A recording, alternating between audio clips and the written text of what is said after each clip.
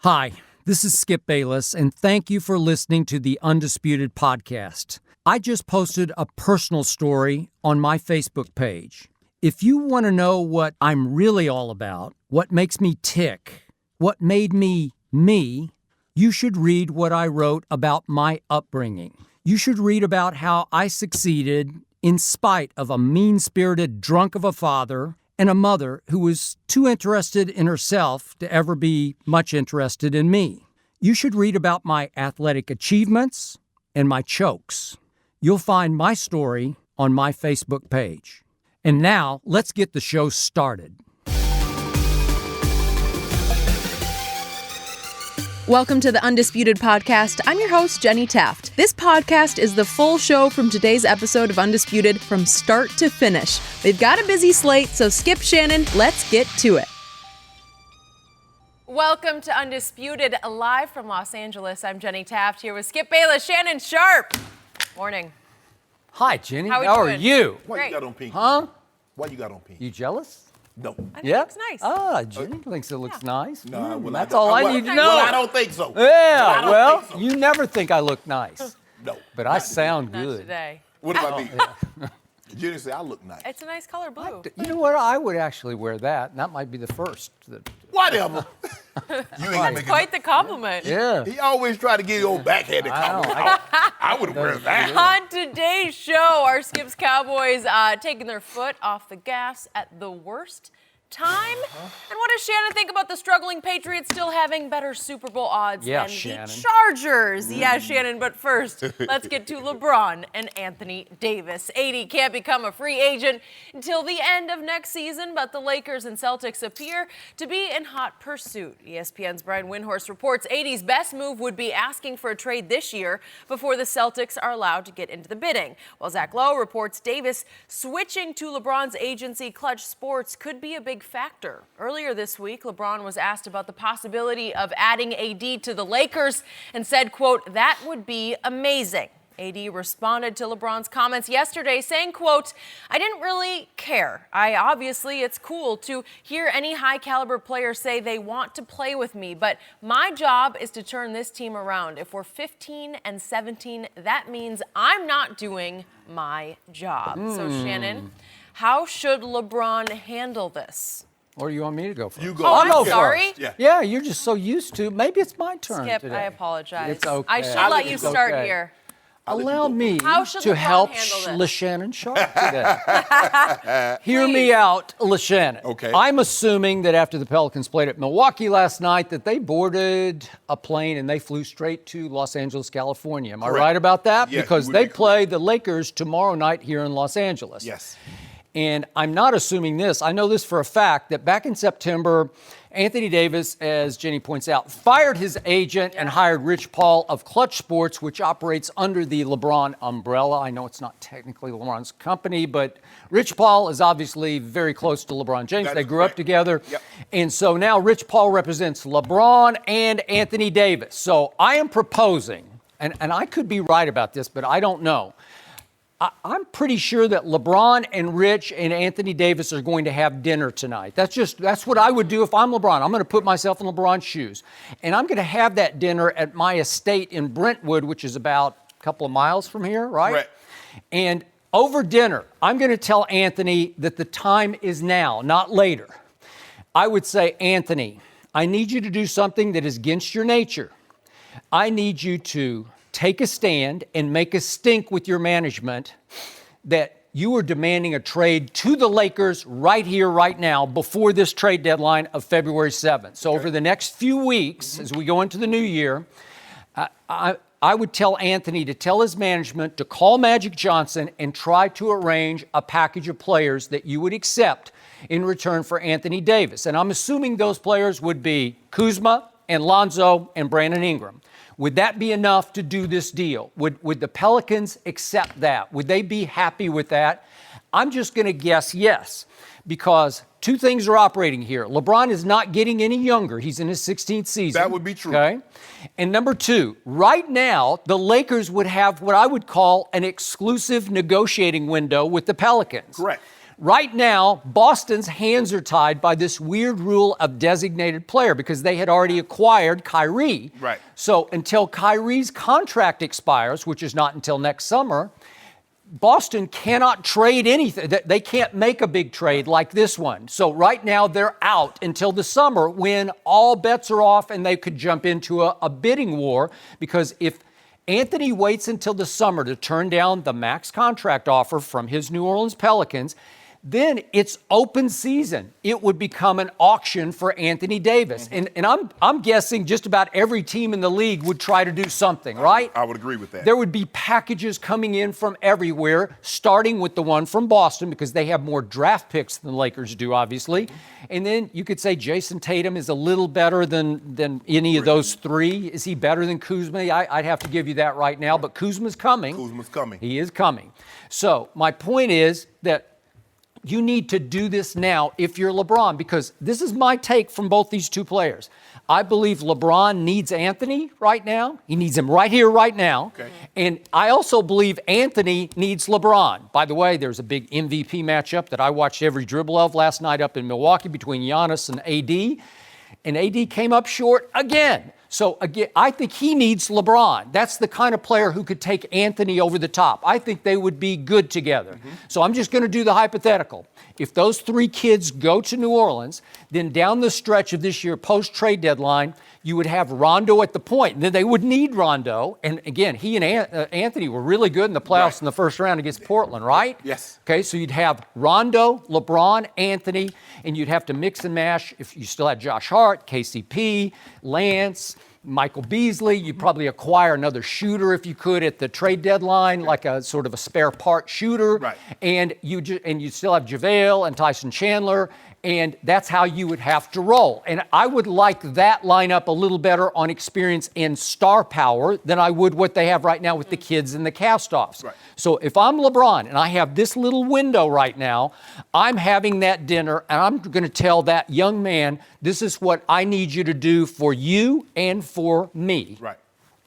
You know what, Skip? I can't say I disagree with you. I believe he should probably go because he's done a great job thus far of not putting pressure on Magic Johnson and Rob Pelinka this summer of going and get a second superstar. Because he could have done it. He's like, look, I need you to move heaven and earth to go get Jimmy Butler or get Kawhi. He didn't do that. He says, I'm going to trust Magic. I'm going to trust Rob Pelinka and their vision of what they see for this basketball team. But I think the time is now. He needs to put that pressure. But he also needs to explain to Anthony Davis, do you understand the criticism and the blowback that you're going to receive from the fans for requesting this or demanding it? Do you understand that now? You must be willing to handle this type of criticism because Anthony Davis had it real good. He went to the University of Kentucky. He won a national championship. He was the first overall pick. He's been an all-NBA player. So life has been good for Anthony Davis. He's really never had criticism. It's been peaceful. I would agree. So now the criticism is going to come because they're going to say, oh, you can't beat him. You want to go join him. Yep. So you understand what comes along with this, AD, right? Okay, you're good with that. Also, I think another thing, Skip, LeBron, we're 31 games in.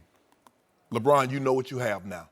Now, you've gone through one situation where Rondo got suspended, B.I. got suspended, and you had a nice little rotation. It came back, okay, now we're going to figure it out. Rondo gets hurt, B.I. gets hurt, so now you're going to have to go through a shuffle again. 31 games in, what's the likelihood of someone, Brandon Ingram, Kyle Kuzma, Josh Hart, whomever the case may be, what's the likelihood over the next 5 months, Skip, someone drastically changes? You are what you are. Okay. Okay. So and they just went 1-3 on their road trip. They went 1-3 on the road trip. And clearly, look, I love Kyle Kuzma. And for me, Skip, I believe, is Kyle Kuzma better than Brandon Ingram? I don't know. But I do know this. He plays better with LeBron than Brandon Ingram does. And so by that, he's a better fit with LeBron. But if I have a chance to get 6'10", Anthony Davis, who averages 28, 12, 2.5 blocks a night, Skip, I got to move heaven and earth to do it. I'm sorry, I don't really want to get rid of Kuzma. The other part, look, I think Lonzo can be good. I don't see transcendent like you do. But, Skip, this guy is a generational player, Skip. And I know you said, well, you don't see. But, I mean, he can go get you 41 and 17. And so he's legitimate. And maybe LeBron has to concede some of the shots as opposed to saying, you know what, in a year or two, I'm willing to be number 2. That process might get sped up with Anthony Davis coming. Yep. But you have to be willing to do that in order because, and again, like you said, Boston can't do anything. Skip, look, if I'm negotiating with you, say you want to sell a car, you want to sell your home. If it's just you and I negotiating, I got a good chance of getting what I want at the price I want. That is true. But once Jenny come into effect, or this and A and B and C and D, now all of a sudden it gets into a bidding war, and you're going to take the best price, even if you and I are good friends. Like, hey, Shannon, we're friends, but buyer B offered me about substantially more than what you did. So, as you mentioned, you wait till the offseason. Not only are the Celtics going to be in play, there are going to be a lot of other teams that's going to come into play. Like the Cowboys, Skip, the Dallas Cowboys know if they wait until the offseason to try to deal for Amari Cooper, they're going to be 30 other teams that's going to come into the fray with maybe better than what you have. So let's go ahead and nip this in the bud, and we're not going to have to worry about it. I believe that's what the Lakers should do in this situation. If Anthony Davis is willing to go to it, now, understand, Anthony, you might make this demand behind the scenes, but they're going to leak that information. They will. And you're going to have to back it up publicly, and you're going to have to stand up to it, and you can't back off it. And he even said last night in the locker room after the game in Milwaukee, I love New Orleans. I speak their slang. I love their food. Well, that's warmth. You can have that food sent to you. Skip, for me, why else would you change agent? Anthony Davis is a super max player. No other agent, it's not like Rich Paul can get him $300 million as opposed to the $239 for 5 years that he's going to get regardless of who his agent is. So once you're slotted like that, what difference does the agent make? Unless there's an agent that can possibly get you to your destination. Okay. And I believe that's why he made the move to Rich Paul. Now, to my issue with Anthony Davis, and I'm going to say it one more time for the sake of this, because this is why I think he belongs with LeBron. He is transcendent statistically. Yes. In fact, I'm not sure I've ever seen anything like this before. Right. Even this year, he is leading the league in PER, player efficiency rating, and he's leading in estimated wins added. So all the stats are screaming best player, MVP.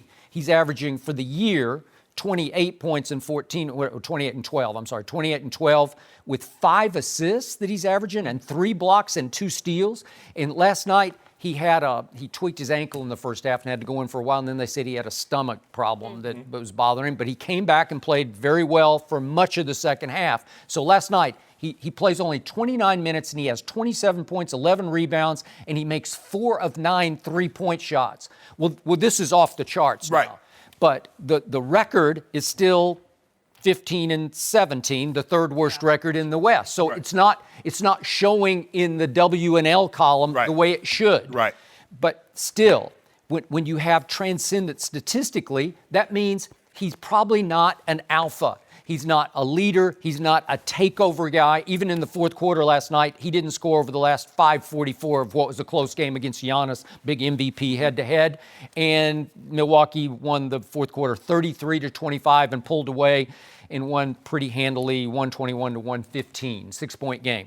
And actually, Anthony down the stretch got outplayed by DJ Wilson, former first-round pick of Milwaukee. I think he was the 17th overall. But he actually outplayed him and guarded him. So my point is, when it was time, when the money was on the table, Anthony was nowhere to be seen down the stretch. He needs LeBron. He would rise and shine with LeBron, and LeBron needs him because LeBron needs a co-star. And this is legit. This isn't betting on the come. This isn't, we hope Kyle turns into that guy by the end of the year. He's proven. He's played in a lot of games. He hasn't done great in the playoffs, but they finally won a big series against Portland last year. So he's got some scar tissue here. You know, you could trust him. The moment won't be too big for him.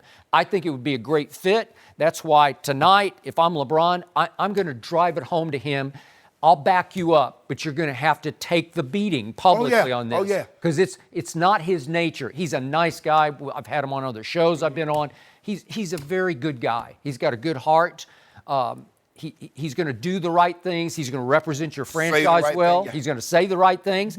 But right now, he needs to say the right thing for him. And I don't love... And do the right thing for him. For him. What did Kawhi Leonard do? You know, I still can't forgive him. And I just said his name because he deserved it. No, Yeah. he deserved it now because... he played well, didn't he? Okay, no, he's not. He ain't playing well? No, he didn't you see play what he very did last well. night? He didn't do anything last night. Fred VanVleet won the game. No, 28. Huh? He had 28-11? Yeah. Huh? 28-11-6? Look at what VanVleet did in the fourth quarter. Look at the big shots he made. And they played without Kyle Lowry and Serge Ibaka, but that's neither here nor there. That's neither here nor there. But Kawhi Leonard last year decided to play the game the way the loophole lets you play the game. And that is, I just don't like it here anymore. Right. They didn't treat me right, whatever his contention is with them. So he says, there's a loophole in the system. And that is, I'll just say I don't want to play. I just don't want to play. Right. So he plays 9 out of 82 games last year and he quit on the team because he wanted out. He was trying to force a trade somewhere, maybe to the Lakers to start with, but he just wanted out so he could then have another year before he could make his choice. Right.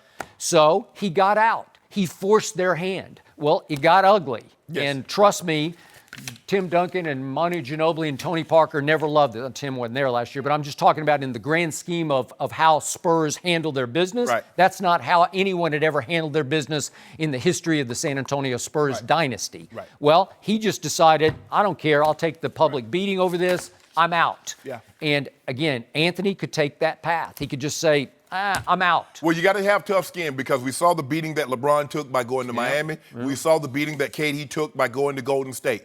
Or does he have that makeup? Because Kevin Durant said it. This was the first time in my career I actually did something for Kevin. Other times I done it for everybody else.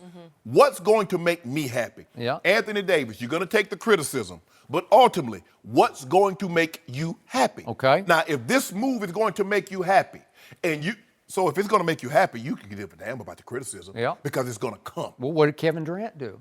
He said, hey. Huh? And he went to I don't believe AD would take the criticism that KD took because it's not like AD is going to he's not going to a 70-win team. That's true. And the Lakers. The Lakers hadn't been to the playoffs in 5 years. Yeah. I mean, nobody can blame him for wanting to play with LeBron in L.A., right? Exactly. Yeah. So this is a move that's professionally, and it's a lifestyle. Come on, let's be, like I said, Okay. New Orleans is great, but New Orleans is not L.A. Anthony, if I'm not mistaken, I think Anthony Davis has a home here. He does. So I like New Orleans, by the way. I love New Orleans too. I love the beignets. I love the food, the cuisine. You're gonna have me about 400 pounds if I were to live there, but that's neither here nor there. But Anthony Davis, Skip, look, he doesn't want to be in a situation where he's like Karl Malone. Karl Malone had tremendous stats. Skip, Karl Malone was 25 and 12, 25 and 13 every single year. Yep. And he didn't have a title to show for it. Kevin Garnett stayed in Minnesota longer than probably he should. But it came to him, and he said, you know what? I've done all I can do in Minnesota, and I can't win here. Move me to Boston. We look at Kevin Durant totally different because he went and got that championship, and he was the driving force. He was a defensive player of the year. He was the driving force behind the team that not only won the championship, but went to another and lost in the game 7. I look at another Kevin completely differently, and he was in Minnesota, and his name is Love. Yes. And he said, I got to go, and he went to Cleveland with LeBron, and he did get a ring out And he of it. was 26 and 13, 26 He was. and 14. He was. But all he was doing was accumulating stats and no wins. Okay. So, can money buy happiness? Because if it's just money that's going to buy your happiness, Anthony Davis, you should just stay. Because what did you do the math on yesterday? 5 for 239, about 47 and a half a year. $47.5 million a year he could sign for next summer, and he could be good to go, right? If money can't buy you happy, they can rent it for a little while. I'll put it on layaway. I'll put my happiness on layaway for All right, that. but what are the odds that he's going to get another DeMarcus Cousins to join him in New Orleans? What are the odds they're going to win a championship over his career in New Orleans if he commits for the next 5 years? I don't like those odds. I don't either. And yet they and have. then you be in Hollywood. Yeah.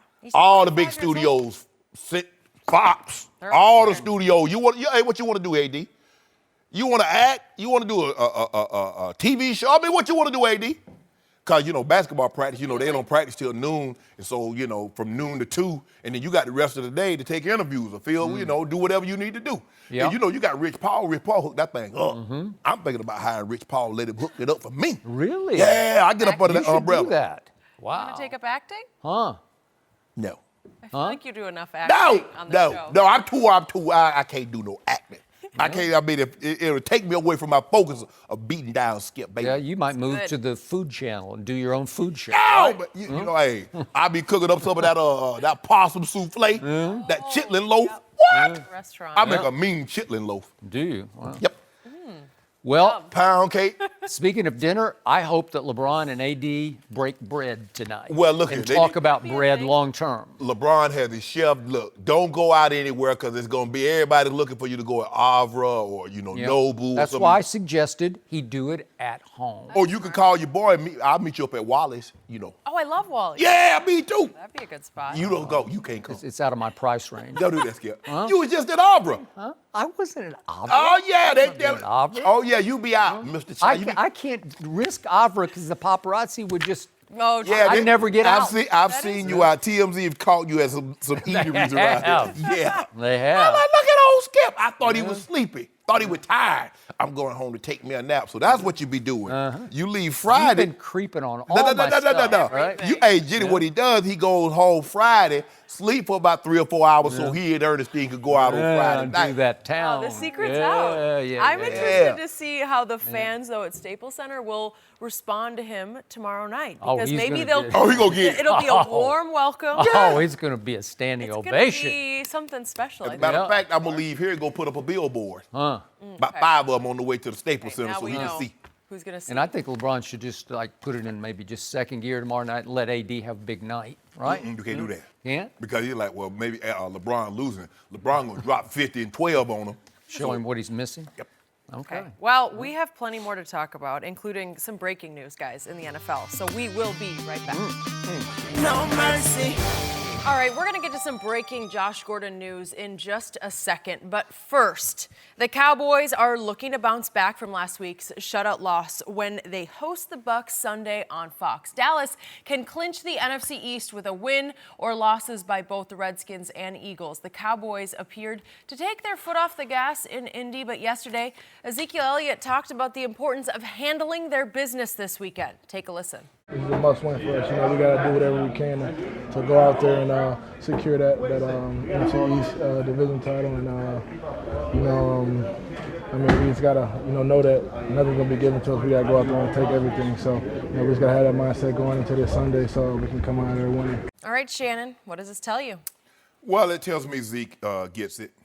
I also he had a comment when they told him about him being selected to the Pro Bowl. He said it's a huge honor to be selected by coaches, peers, and the fans, but that's not the bowl that I'm really interested in. Super Bowl is the ultimate goal. So I love what I'm hearing from Zeke. And he's absolutely right. Skip, I told you this. You want to go ahead and secure this, the NFC East title, as quick as you can. Because now, do you really want to go on the road, the last game, and face a division opponent when they can knock you out of the playoffs? You would like to have this secure, so that way, if you have someone that's a little nicked, you can get them a break. Zach Martin, do you really want to bring Zach Martin back against the Giants? Let him rest. Give him that extra week of rest. Zeke is at 358 touches. That's 43 more than Todd Gurley, who's number 2. So you go ahead and secure it, you probably can sit Zeke down. Zeke, I understand you want that rushing title, but like you said, we don't really have trophies in our building for rushing titles. We got 5 Lombardis, and that's what we're really trying to stack. So that's what you really want to do. And Zeke is absolutely right. Nothing is going to be given. Skip, when I look at the Cowboys, I never thought they were as good as their 5-game winning streak because of the way that they had to win these games. All these games were one score. So it could have easily gone. It wasn't like a situation that just blew teams out. Zeke got an opportunity to come out and rest the fourth quarter. Dak got an opportunity to sit down. The games were really, really nip and tuck, which tells me that they're going to have to play these games. They're going to have to play a perfect game in order to win. And a lot of them, they weren't. The defense was unbelievable. Offense got some big key third downs, big touchdowns. So I really never thought they were as good as that 5-0 record would indicate. But Skip, I'm telling you, you look at who they lost to, Carolina, and we saw Cam look like they're going to shut Cam down. Seattle in playoff hunt. Houston leading the division, 10-4, I think. Indy in the playoff hunt. Good quarterback, running back combination. Well, get to the playoffs, that's what you're going to face. New Orleans can run the football. The Rams can run it. I don't know if they're going to continue to let Jared Goff throw it 800 times a game. So, Skip, for me, I love what Zeke's saying, and I believe they're going to echo this in that locker room. But they need to go ahead and handle business. They really need to look good at Tampa. Yep. Because this Tampa has the type of defense that you should get right again. Whatever's ailing you, you play Tampa and that defense, you should feel really good about yourself coming out of that game. So I'm going to be watching this game very intently. It's not really high on my radar because Tampa don't really razz my Barry Jenny, as them old folks used to say. But I want to watch and see what Dallas does. It's more about Dallas than Tampa because they should come out this game, Skip, feeling good about themselves, the NFC champs, NFC East champs, and go to New York the final week of the season, get Zeke some rest. Zach Martin, you go ahead and take it off and get healthy because we're going to need you opening week of the wild card weekend.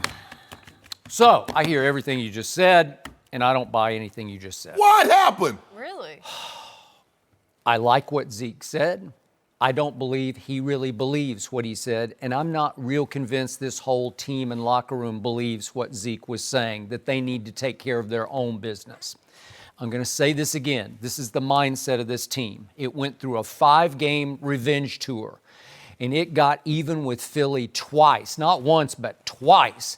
It got even with the Redskins for that debacle of a penalty that got called on them at Washington, and that was on Thanksgiving. Got even with the Redskins. Got even with those Falcons in Atlanta, the scene of the crime last year that was such a humiliation and embarrassment for Dallas.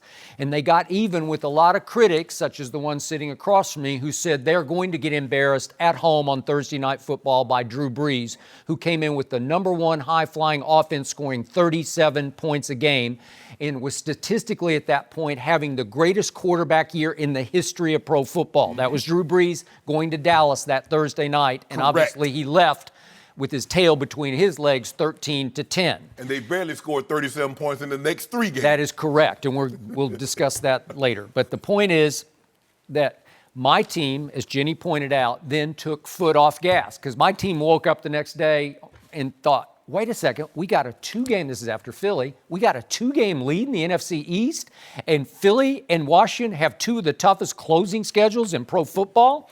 And I love my team with incentive. I love my team with urgency. I love my team with backs to wall. And you know what? Why I fear this game Sunday? Their backs are still not completely to the wall. Am I right about it? Do they have to? Is this a do or die game? No. It's not do or die. So here comes Tampa. And to your point, what is the fatal flaw for my Dallas Cowboys? What do they do the worst? Score in the red zone, right? They don't cash. They can drive it like crazy. And they went into the Indy game #1 in time of possession because they can drive it and drive it and drive it. And they drove it in the first half. 10 plays and 14 plays and 15 plays and came away with 0. And they are last in the NFL in scoring percentage in the red zone. Guess who is worst on defense in the entire NFL in allowing red zone scores? Tampa's defense. Okay, so you have what we do the worst against what they do the worst. So you would think, oh, well, this is our time, right? Yep. Now we can go in there and cash like 5 touchdowns, right? Yes. And win it like we did against Jacksonville 40-7, Yes. right? Yes. I got to tell you, Jameis scares me. Do you realize his QBR for the year, and I know he hadn't played the whole year, but his QBR is 5th in the league. He's having a good year. That lets you know how flawed QBR is because here's a guy that's been benched twice for Ryan Fitzpatrick. Okay. I got you, but over the last 4 games, he has played really well. But Skip, they lost them all. They've only won. No, they're 2-2. They're 2-2, and they whacked San Francisco. And San Francisco's not bad with this rookie quarterback, right? Okay, I'll give you that one. So they beat him 27-9, and he had a QBR of 93. Jameis did in that game. Okay. And then they beat Carolina, and Cam threw for 300 yards in that game. And 3 picks. Okay, he did, but Jameis had a QBR of 90 in that game. Then the Saints, they had the Saints on the ropes. It was 14-all, and then there was a block punt, and New Orleans escaped with that game with bad offensive stats, 28-14. And then Tampa went to Baltimore, and it was 20-12. They hung in there. Jameis's numbers weren't very good, but nobody's numbers are very good against Baltimore because they got the best defense in pro football. So the point is, Tampa is game. Tampa hasn't quit. Tampa will come and fight you. So it looks too easy, which is why I'm a little queasy about it, because in the backs of their minds, they know if they really have to, if they really need to, what can they do? They can go up to New York and beat the Giants. Would that be simple? It would not be simple. I would rather go ahead and take care of Okay, well, so would I. Tampa, well, as opposed to the Giants. Well, as a fan who still has a pending bet with somebody across from me, I need them just to finish this thing off. But Skip, you can't feel comfortable with Jameis Winston. Do I feel comfortable? I feel uncomfortable because I think he is capable of having a big game. Well, Skip, they took him with the number 1 overall draft pick, so you know he's more than capable. How good is Mike Evans? Mike Evans is a very good receiver. Okay. But you got Byron Jones, who's a Pro Bowler. Okay. Yeah. How good is Deshaun? Is he still capable? Yeah. Yeah. He can run by people. Deshaun, ever since Deshaun made that statement that he wanted to go somewhere else, he hadn't been the same, Skip. I mean, you hadn't been getting those big plays. Okay. So last week, I'm convinced that they thought Philly would go with Nick Foles to L.A. and lose that game. And they thought that Washington with Josh Johnson would go to Jacksonville and lose that game. Neither happened, which means it's still up for grabs. Yep. So have you seen what's happening to the point spread of Houston at Philadelphia? Do you realize that Houston opened as a 3.5-point favorite and now Philly is a 2.5-point favorite? That has swung 6 points. The money. Guess why? Nick Foles. Man, I'll stop it. Nick Foles, because everybody saw what Nick Foles did for that team against the Rams. They looked they dominated that game. Am I right? Well, I think the thing is also, Skip, they saw how poorly the Texans played against the Jets. They played poorly. And they lost to Andrew Luck the week before at home. So you would think, hold on. Now, Nick Foles, I'm not saying that he's Carson Wentz, but I like to think he's better than Sam Darnold. I would like to think that the Eagles as a team are better than the Jets. So the Vegas know what they're doing. Okay, no, but this is just the bettors are jumping on the Nick Foles bandwagon, yes. And that spread has swung just in a few days. It's swung 6 points. Yeah, you don't normally see that. Okay, well, what I'm saying is your team that you bet on, they're not done yet. My team could finish them by finishing Tampa. Right. But am I convinced of this? You could have finished them Sunday. But I keep telling you, you're not as good as you thought. Okay. I think if their backs are to the wall, when they have to do it, that's when it brings the best out. Oh, but here's the thing. There's sometimes when your back is against the wall and that pressure becomes so insurmountable. Yep. Because now we've seen what you guys have done, Skip, in the past when that pressure when that back in the wall. Yep. Remember the Dak's rookie year playoff? He was great. I don't know what you keep like revising history. But here's the thing. What are you talking about? He was sensational.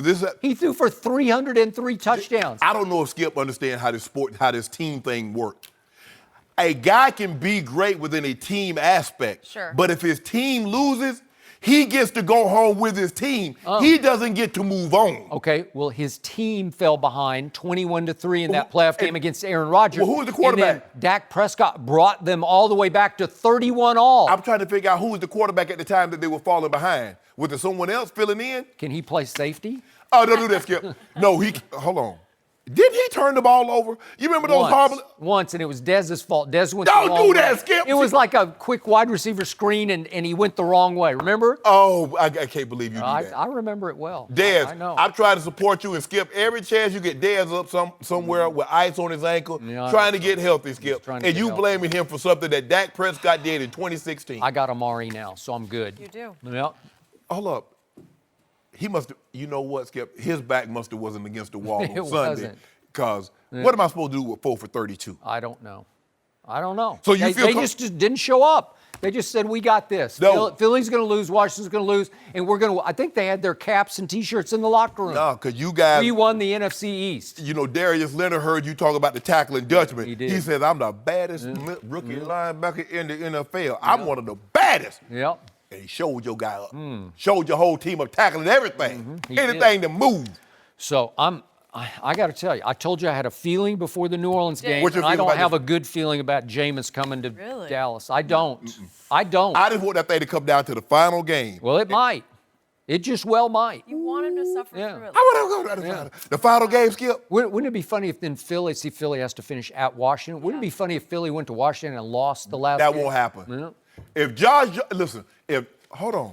Johnson. How could that be possible? So you mean to tell me that Nick Foles can go to the Super Bowl and outgun Tom Brady but lose to Josh Johnson? Well, so what would that say about it's one of those years in the NFL. It ain't one of them years. Just when you think you get it, you don't get it. Yeah. So you telling me that there's a chance that Josh Johnson could do something that Tom Brady couldn't? I am telling you, this year, Might be a whole other You better not let that happen, But Skip. we are I got the gonna move Cowboys on. winning at the Giants to win the East. How No about that? chance. At the Giants. Okay, let's see what they do first this weekend. No mercy. We do have some breaking news. Here we go. From the NFL. Josh Gordon is walking away from the Patriots to work on his mental health. In addition, NFL Network reports Gordon is facing another indefinite suspension for violating terms of his reinstatement under the substance abuse policy. Gordon tweeted out this statement earlier this morning saying, quote, "I take my mental health very seriously. At this point, to ensure I remain able to perform at the highest level, I have recently felt like I could have a better grasp of things mentally. With that said, I will be stepping away from the football field for a bit to focus on my mental health. I would like to thank Coach Belichick, Mr. Kraft, as well as countless others within the Patriots organization for continued support. I want to thank my fans for their support as well as I continue down the path of getting back to 100%. All right, Shannon, what is your reaction to this news? Skip, I would never ever make light of someone dealing with something, especially mental health issues, especially it's been in the news, it's been at the forefront this year. But Skip, remember at the start of the preseason, he took some time away from Cleveland to deal with mental health issues. His mental health and dealing with Josh Gordon and making sure Josh Gordon is not only a great football player, but a great person. Now, I believe the report says that he's also facing an indefinite suspension. Yep. I think that has something to do with him stepping away. And Skip, this is why Cleveland moved on. And this is what you're going to have to deal with this young man moving forward until his time is done in the NFL. And maybe this is what we saw because early on you saw him building a rapport with Tom Brady. Yep. They were going to him. And then over the last couple of games, you see that start to wane, start to dissipate somewhat. This is not an accident. And this is why so few teams were willing to part with a draft pick. Yeah, it's basically everyone else except the Patriots said, you know what? Yep. We'll throw away a draft pick. Because this is what you do, Skip. Every day is a battle for him. He can win 100 days straight, but on the 101st day, he might suffer a setback. Yep. This is, Skip, the guy's immensely talented. Oh. 6'3", 225, 230. Yep. Still can run. And I said this, Skip, you can't, I don't care how talented you are. You can't miss a year, 2.5 years, and just think you can pick right back up where you left off. And here we are again, Skip. I just wish he get better for Josh. Forget the NFL, because the NFL is just a small part of your actual life. You know, it's a big, you're a professional athlete, it's what you do, but it's not who you are. Yep. Josh needs to get healthy for Josh. But this, no matter, he takes time off, Josh, you're going to have to deal with this for the rest of your life, bro. This is not something that goes away. This is not something that, you have a broken bone that it heal. Okay. Chris Carter is a great example. Yep. You live one He day is at a a great time. example. You live one day at a time. But you never ever get past this. And I just wish him the best. Okay. So first I'm going to deal with this breaking news on the most shallow level, which is just the pure football level, how this affects New England's chances going forward. I told you Monday, I no longer love their chances, my preseason pick to win it all. And now I really, really don't love their chances because this was really all Tom Brady had in the way of a wideout who could actually run by people, who could actually separate. And now it's down to Julian Edelman and Chris Hogan, what's left of Gronk, Cordero Patterson, who's proven to be a better running back than a wide receiver, a better kick returner than a wide receiver. And Philip Dorsett's still there, who used to have a little bit of wavelength with Brady and then fell out of favor. So unless they can go get somebody that it's not coming quickly to mind, I don't know who's out there. But here's the thing, Skip. If someone was out there and he could help a team, he wouldn't be out there. He would be on a team. I think you're right. So this team, obviously the last 2 games has not been able to remotely stop the run. They got run off the field at Miami, and then they really got run off the field by the Pittsburgh Steelers. So I do not trust the defense, and now it's hard to believe that this offense can overcome the lack of defense. Now to Josh. I've told you before, I got to know Josh a little bit on the other show. He is really, he's bright. He's got personality. He has a kind of an innate wisdom to him, and he's got a flaw, deep, troubling flaw that he cannot overcome. And obviously somewhere Hugh Jackson and John Dorsey are saying, we told you so, we told you. This is why. Because he had that incident on that Saturday where he was late. Was it late to the plane or practice? I can't Late to a remember. practice. Right, late to practice because he was at Well, he some tweaked his promotion. hamstrings, Skip. Well, that's what doing he said, but I think they thought it was something Yeah, worse. right. And there were reports out of Cleveland that they thought he was having trouble. Relapse, again, yes. Right? So I'm sure Bill Belichick thought, I'll take a shot. I'll put him in a locker right next to Tom Brady, and I'll hope that Brady sort of rubs off on him and can kind of teach him the new ropes of this is how you do it, and this is how you stay clean, and this is what we're going to accomplish together in New England. Right. And as you point out, for a while, worked pretty well. Yeah. And then the last couple of games, it started to fade, and then it got so bad at Pittsburgh this past Sunday that on the final play of the game, for reasons I still don't understand, he was not on the field. Right. And that was the first bad sign. But Skip, here's the thing. Playing football is not Josh Gordon's problem. Yep. Putting him next to Tom Brady is fine Yep. if you're going to put him there and he's going to be there 24 hours a day. It's what happens when he's alone in his most private and intimate thoughts. I agree. Because, you get 9. Yeah. We went to work. We had to be there at 9, and we were there to 9 to 4:30. Okay, so from 4:30 until you show up again, you're alone.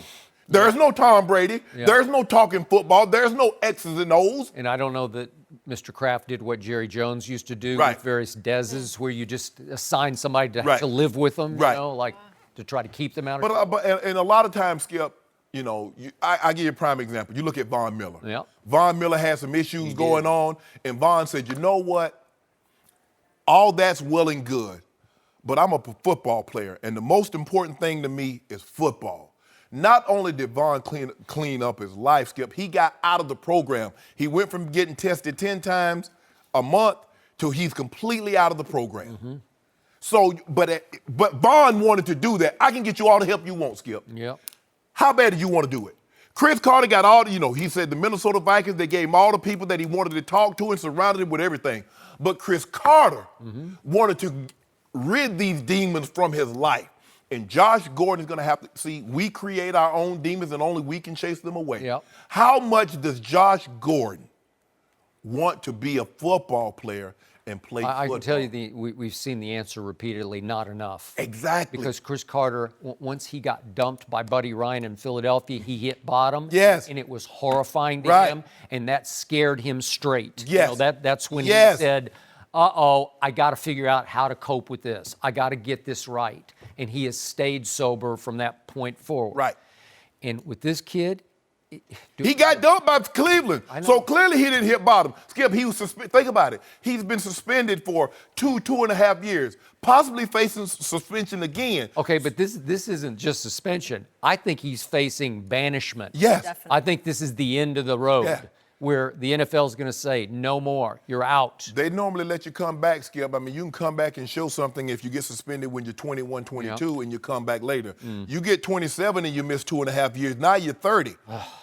And he's not the same explosive player that we saw in Cleveland when he was leading the league in receiving. He's not that guy, Skip, but he was the guy that could consistently beat one-on-one coverage. And you notice they started shifting coverage towards him, They did. which allowed Edelman and allowed Gronk. But now Gronk is not the same Gronk. He's not. And Edelman is having a case of the drops. Yep.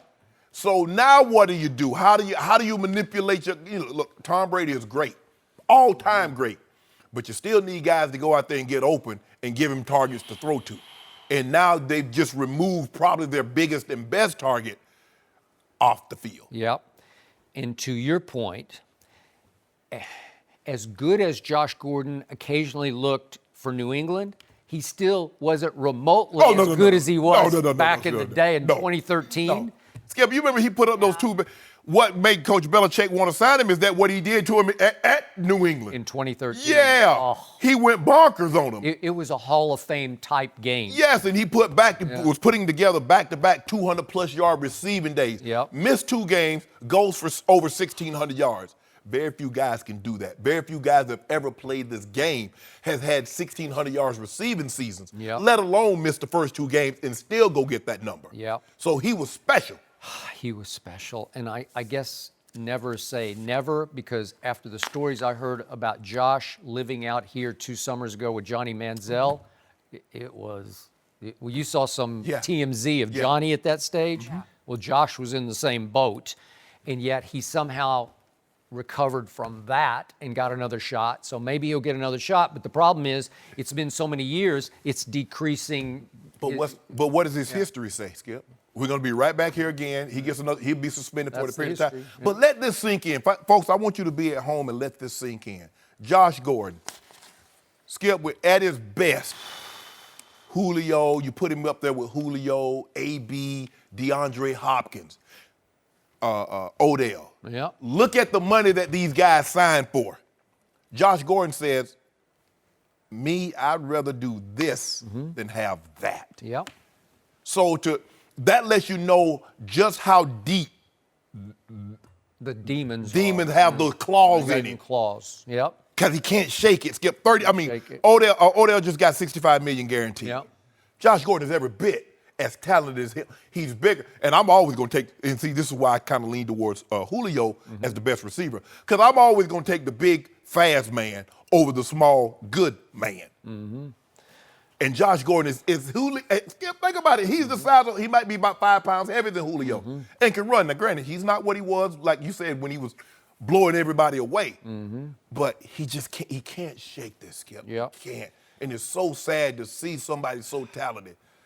But I've known so many people with this demon, and all the way back to my mother and father, and the answer I've heard repeatedly from these people with these demons is, I'm never as happy when I'm not using or not drinking as I am when I'm using or drinking. And if that's what you are, then you just, okay, then you got to accept that it's death. It's going to be early death for you. Right. But if that's what you are, then no one can help you. No one can save you except you. Right. And then, people are like, well, and I don't really know what he's doing, Skip, but you just can't. Look, if you worked at a normal job, and maybe you can function. Yeah. But the NFL says once you get in the program, you can't do this. We're going to take you off the field. It's as simple as that. If you want a job where you can do that thing, if it's smoking weed and weed is legal and it's all, I get it. And until they do something about that in the NFL, but the NFL says if you're in the program, you can't do it. So, Josh, get healthy, bro. Get healthy and don't worry about rushing back. And I get it. You're so talented, but don't worry about rushing back. Get your life in order first, because guess what? Well, he can't rush back. Football, Skip. Yeah, I mean, think about it. If you live to be 60 years old, if you're lucky, you'll play 10 years. But the average NFL career is 3 years. 3 years and 60 years old. You got 57 other years to live your life. Do that. Get that in order first, and then let's see what happens in a year or two. But I feel he just can't help it. He can't help it. No. It's so hard to hear. When you hear Josh Gordon news, you fear the worst, Yes. right? Yes. We all thought, oh, shoot, this is probably what the story is, and you just hate to see that a player doesn't reach their full potential, and we just hope he gets the help he needs. Yep. All right, should Shannon be worried about teams passing the Lakers in the standings? We're going to discuss what's going on next. No mercy.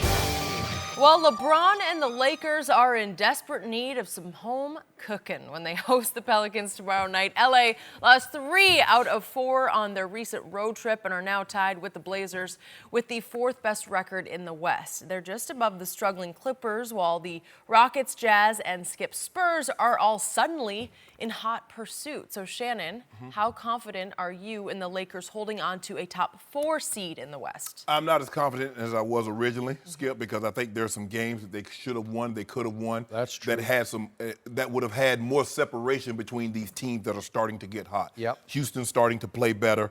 They're tied with Portland. Utah looking a little good. New Orleans, we're gonna get Anthony Davis is gonna ruin their chance, so they're gonna stay back there. Okay.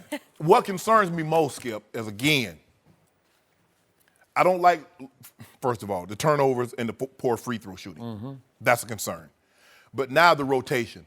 Because I don't know on a given night, Josh Hart might start and play 30 minutes. He might start and play 10 minutes. Yep. Lance Stevenson might get 25 minutes. He might get 3.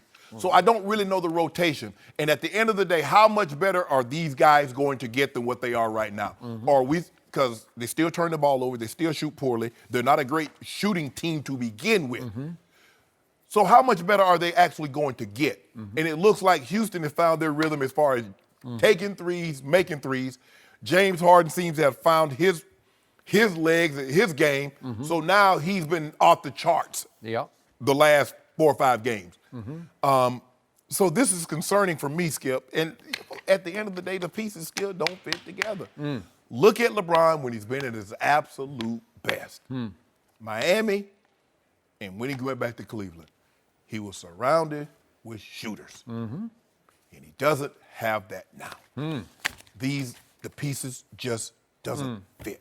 So you're backing off 3 or 4 seed. You're thinking 5 or 6 seed. We're about to get Anthony Davis, so we'll be about Okay, 2. now that changes the world. You know, that changes everything. If you pull that off, we got to revisit all this. That is true. Because guess what? Skip, Brandon Ingram's not coming back to sit on the bench. No. Rondo is not coming back to play 10 minutes. It almost like they come back and create problems instead of giving you new advantages. It makes it worse. Everything was so crystal clear. Yeah. Okay, Lonzo, you go play 30 to 40 minutes a night, blah, blah, blah. And now here we come. Okay, now how do we get this thing started all over again? So there's an old NBA cliche that the season doesn't start until Christmas Day. And we're getting close to Christmas Day, and we're getting close to LeBron's honeymoon in the Western Conference being over, because he got a honeymoon, because it was the damnedest start to a Western Conference season I can ever remember, because all the teams that I thought would be really good, everybody got off to a rocky start or had a rough patch. Am I right? Yes. Even Denver had some struggles early. Oklahoma City got off to a really bad start. And then we come down to Houston. Well, I'm going to go in order of their seeds right now. Okay. Portland struggled. Houston really got off to a terrible start. The Spurs, for about 2 weeks, were the worst team in the NBA. And then I'll go all the way down to the Jazz and the Pelicans have been more down than up all year, and both are still sub 500, even though the Jazz had a big home win last night over Golden State. Correct. Which brings me back to Golden State. They've been hit and miss all year. Yes. So all these work to LeBron's advantage, because I keep saying, LeBron, this is here for the taking. Should have worked right? to his advantage, but they didn't take advantage. But you can't, you're not taking advantage when you lose at Orlando, at Brooklyn, or at Washington. Those are Eastern Conference teams where you just have to go take care of your business. If you're in the West, you have to go win those games. What about letting Orlando come to Staples and beat you? Okay, they beat you at Staples. They're a weird team, too. They can be dangerous. They can and be yet my Spurs went in there 2 nights ago and just demolished. Was it last night? And didn't Orlando go to Golden State and beat them? Yeah. Okay. All right. And then they lose by 40 to San Antonio. Okay. So all of a sudden, here comes everybody. Yes. Yeah. Like now, as we get toward Christmas, wait a second. Denver's won 4 straight. Oklahoma City's won 3 straight. And then let's go down to Portland has now won 3 straight. Houston's won 5 straight. Yep. And my Spurs, after looking like they couldn't even play basketball anymore without Tony Parker and Manu Ginobili, they have won 6 out of 7, and they're starting to beat people badly. Here they come. Right. And again, the Utah Jazz, I watched that whole game last night against Golden State, and I just sat back and said, how can Utah be 15-17? Because they're just better than that. Right. And I think post-Christmas, they're just going to, they'll have a stretch where they're going to win 8 or 10 games. It's like, Skip, the Lakers will win a few games, but then they'll lose, and they lose bad. Like how they lost to the Wizards. Yep. I mean, I'm like, and you watch them and you're like, okay.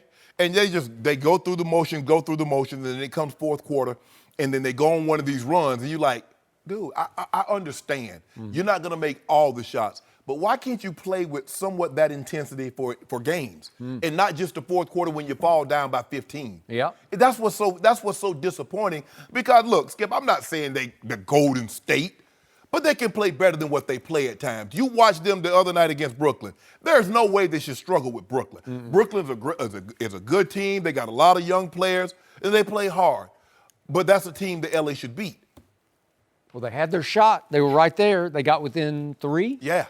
Well, at one point they were up 5. Yeah. And then they got beat on the boards. It's frustrating. And They have had 8 games that I thought were winnable down the stretch that they didn't close. The question is, now remember earlier, Skip, LeBron, when they was losing, LeBron says he almost cracked. Yeah. Okay, how much more of this I don't know.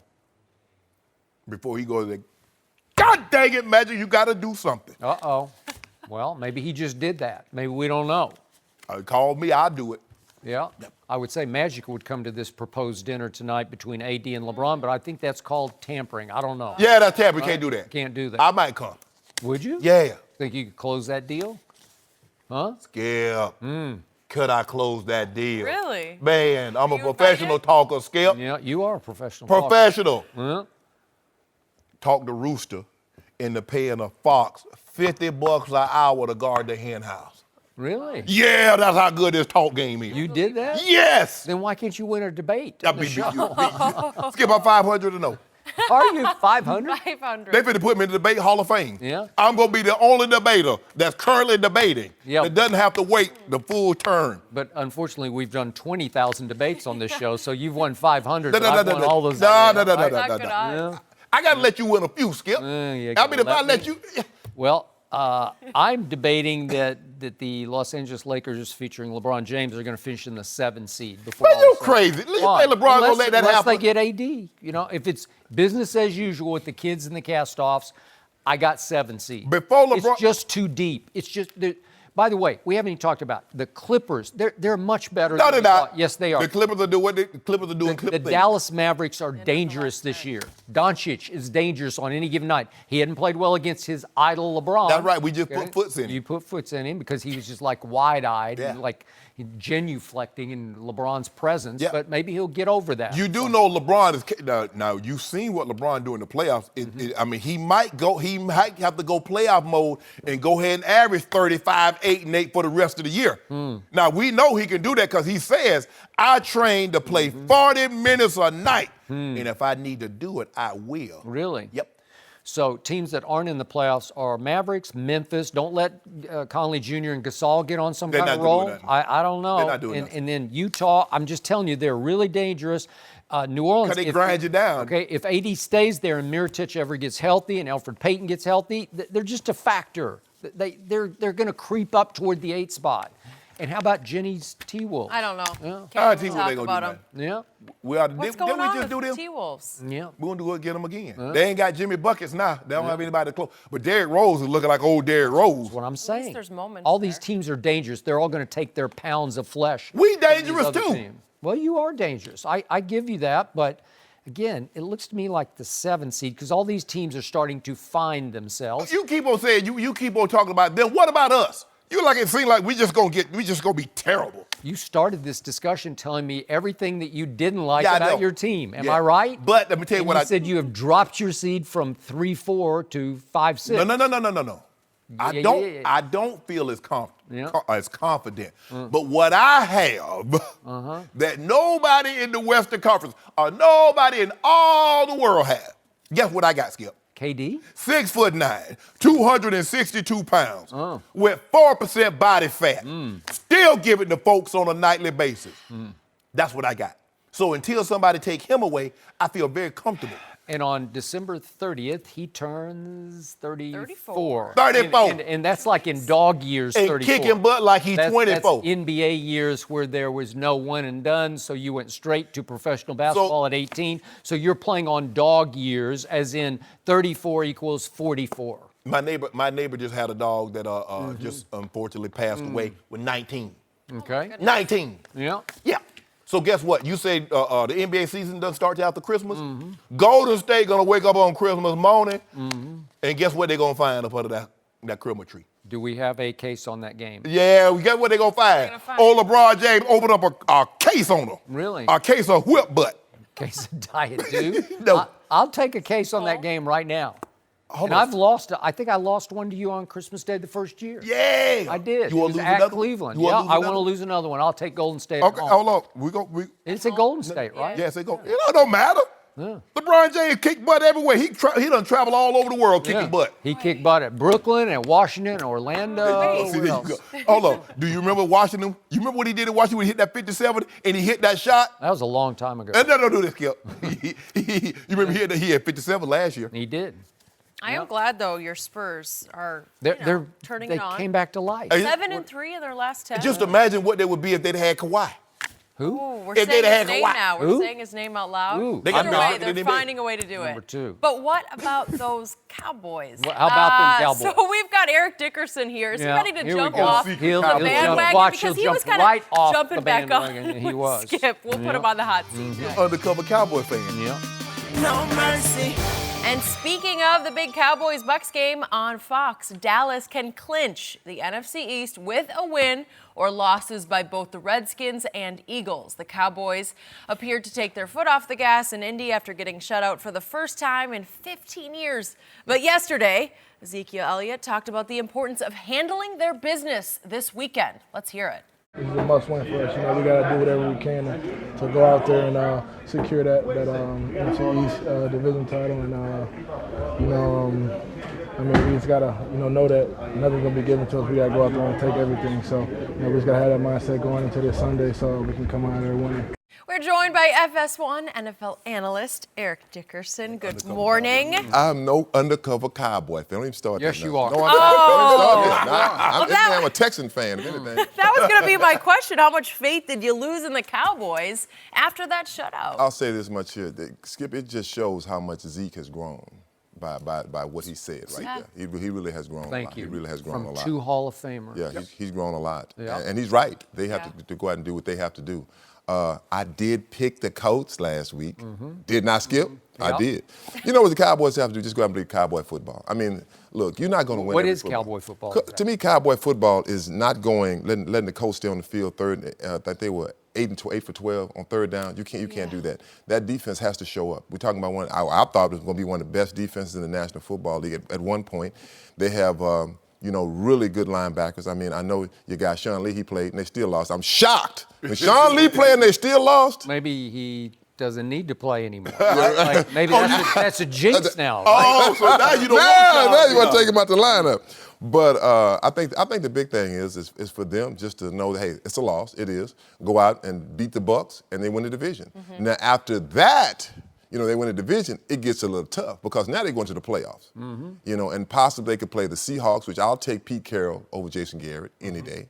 And then they go, if they win that one by Santa Claus falling out the sky, they have to go to New Orleans. And we know New Orleans is not going to let that happen again. I wish they could get to go to L.A. Please I would let them come to me. Yeah, please. And you're going to go to the game, too. Yeah. We're going to drag you to the game. So, I feel like the Cowboys, they're okay. I mean, look, I still feel like they'll win the division, but after that, they're not going to go far. And that's what I believe. Jenny, ask me that question again. How much faith did you lose in the Cowboys after they were shut out? I ain't lose any faith because I ain't I had no faith. I ain't have no faith in them again with Skip Bayless. Look, when I look at the Cowboys, I got the Bears, the Seahawks, the Rams, the Saints. All better than the Cowboys. So by my standard, they're the 5th best team right now in the NFC.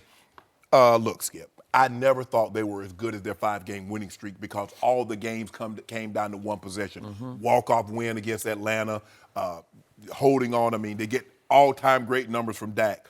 Career game from Amari Cooper. Zeke is over 200 yards, and you still need overtime to win the game. That's not a good sign, Skip. And, you scored. I mean, you held the Saints, who were averaging, as you mentioned earlier, 37 points. You hold them to 10. But you only scored 13. And then, you told me, you said, ooh, they possessed the ball. Edie, I mean, he told me, we're #1 in time of possession. I didn't tell you the stat told you that. I didn't make it up. I didn't exaggerate it. It was a fact. But what did I tell you about the other stat? You was 23rd in scoring. Oh. Now, so you possessing, in other words, you possess the ball and don't do nothing. All you do is hold on to it. Yeah. See, you that type of guy that when you growing up, you had a ball and didn't want nobody to play with you, just hold on to it. Oh, if he didn't play, I'm taking my ball and go home. There you go. That's the Cowboy. So the Cowboy, that was you all. Was that so that really were you? I'm gonna take my ball. I'm going home. I Ain't can't nobody I ain't believe playing. Bayless. I can't believe that you would actually. I was alone a lot as a kid, so I had to shoot around by myself. Yeah, because you didn't want nobody to play with your ball. But the Cowboys, Skip, at some point in time, the reason why I don't trust them is that I have not seen on a consistent basis Dak Prescott be accurate enough or consistent enough for my liking. I'm not saying that, is he great? No. But come playoff time, there are going to be 3 or 4 throws that your quarterback's going to have to make, be it to keep you on the field on third down or that one play that puts you over the hump that breaks the other team's back.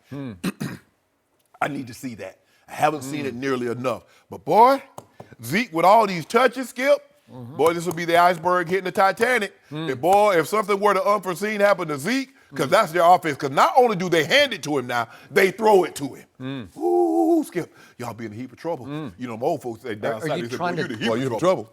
Are you trying to hex him or jinx him? What are you trying to do? No, Skip. Your guy. Why would you even suggest that? No, I'm just saying. Do you have like a voodoo doll at home? No. I would never do that. Sticking pins in it? No, but you telling me that Dak's the guy.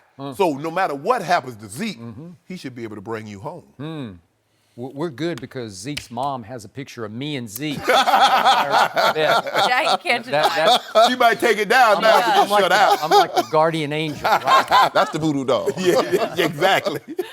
So, when the chips are down, I love my quarterback, and I love my running back, and I now love my new receiver.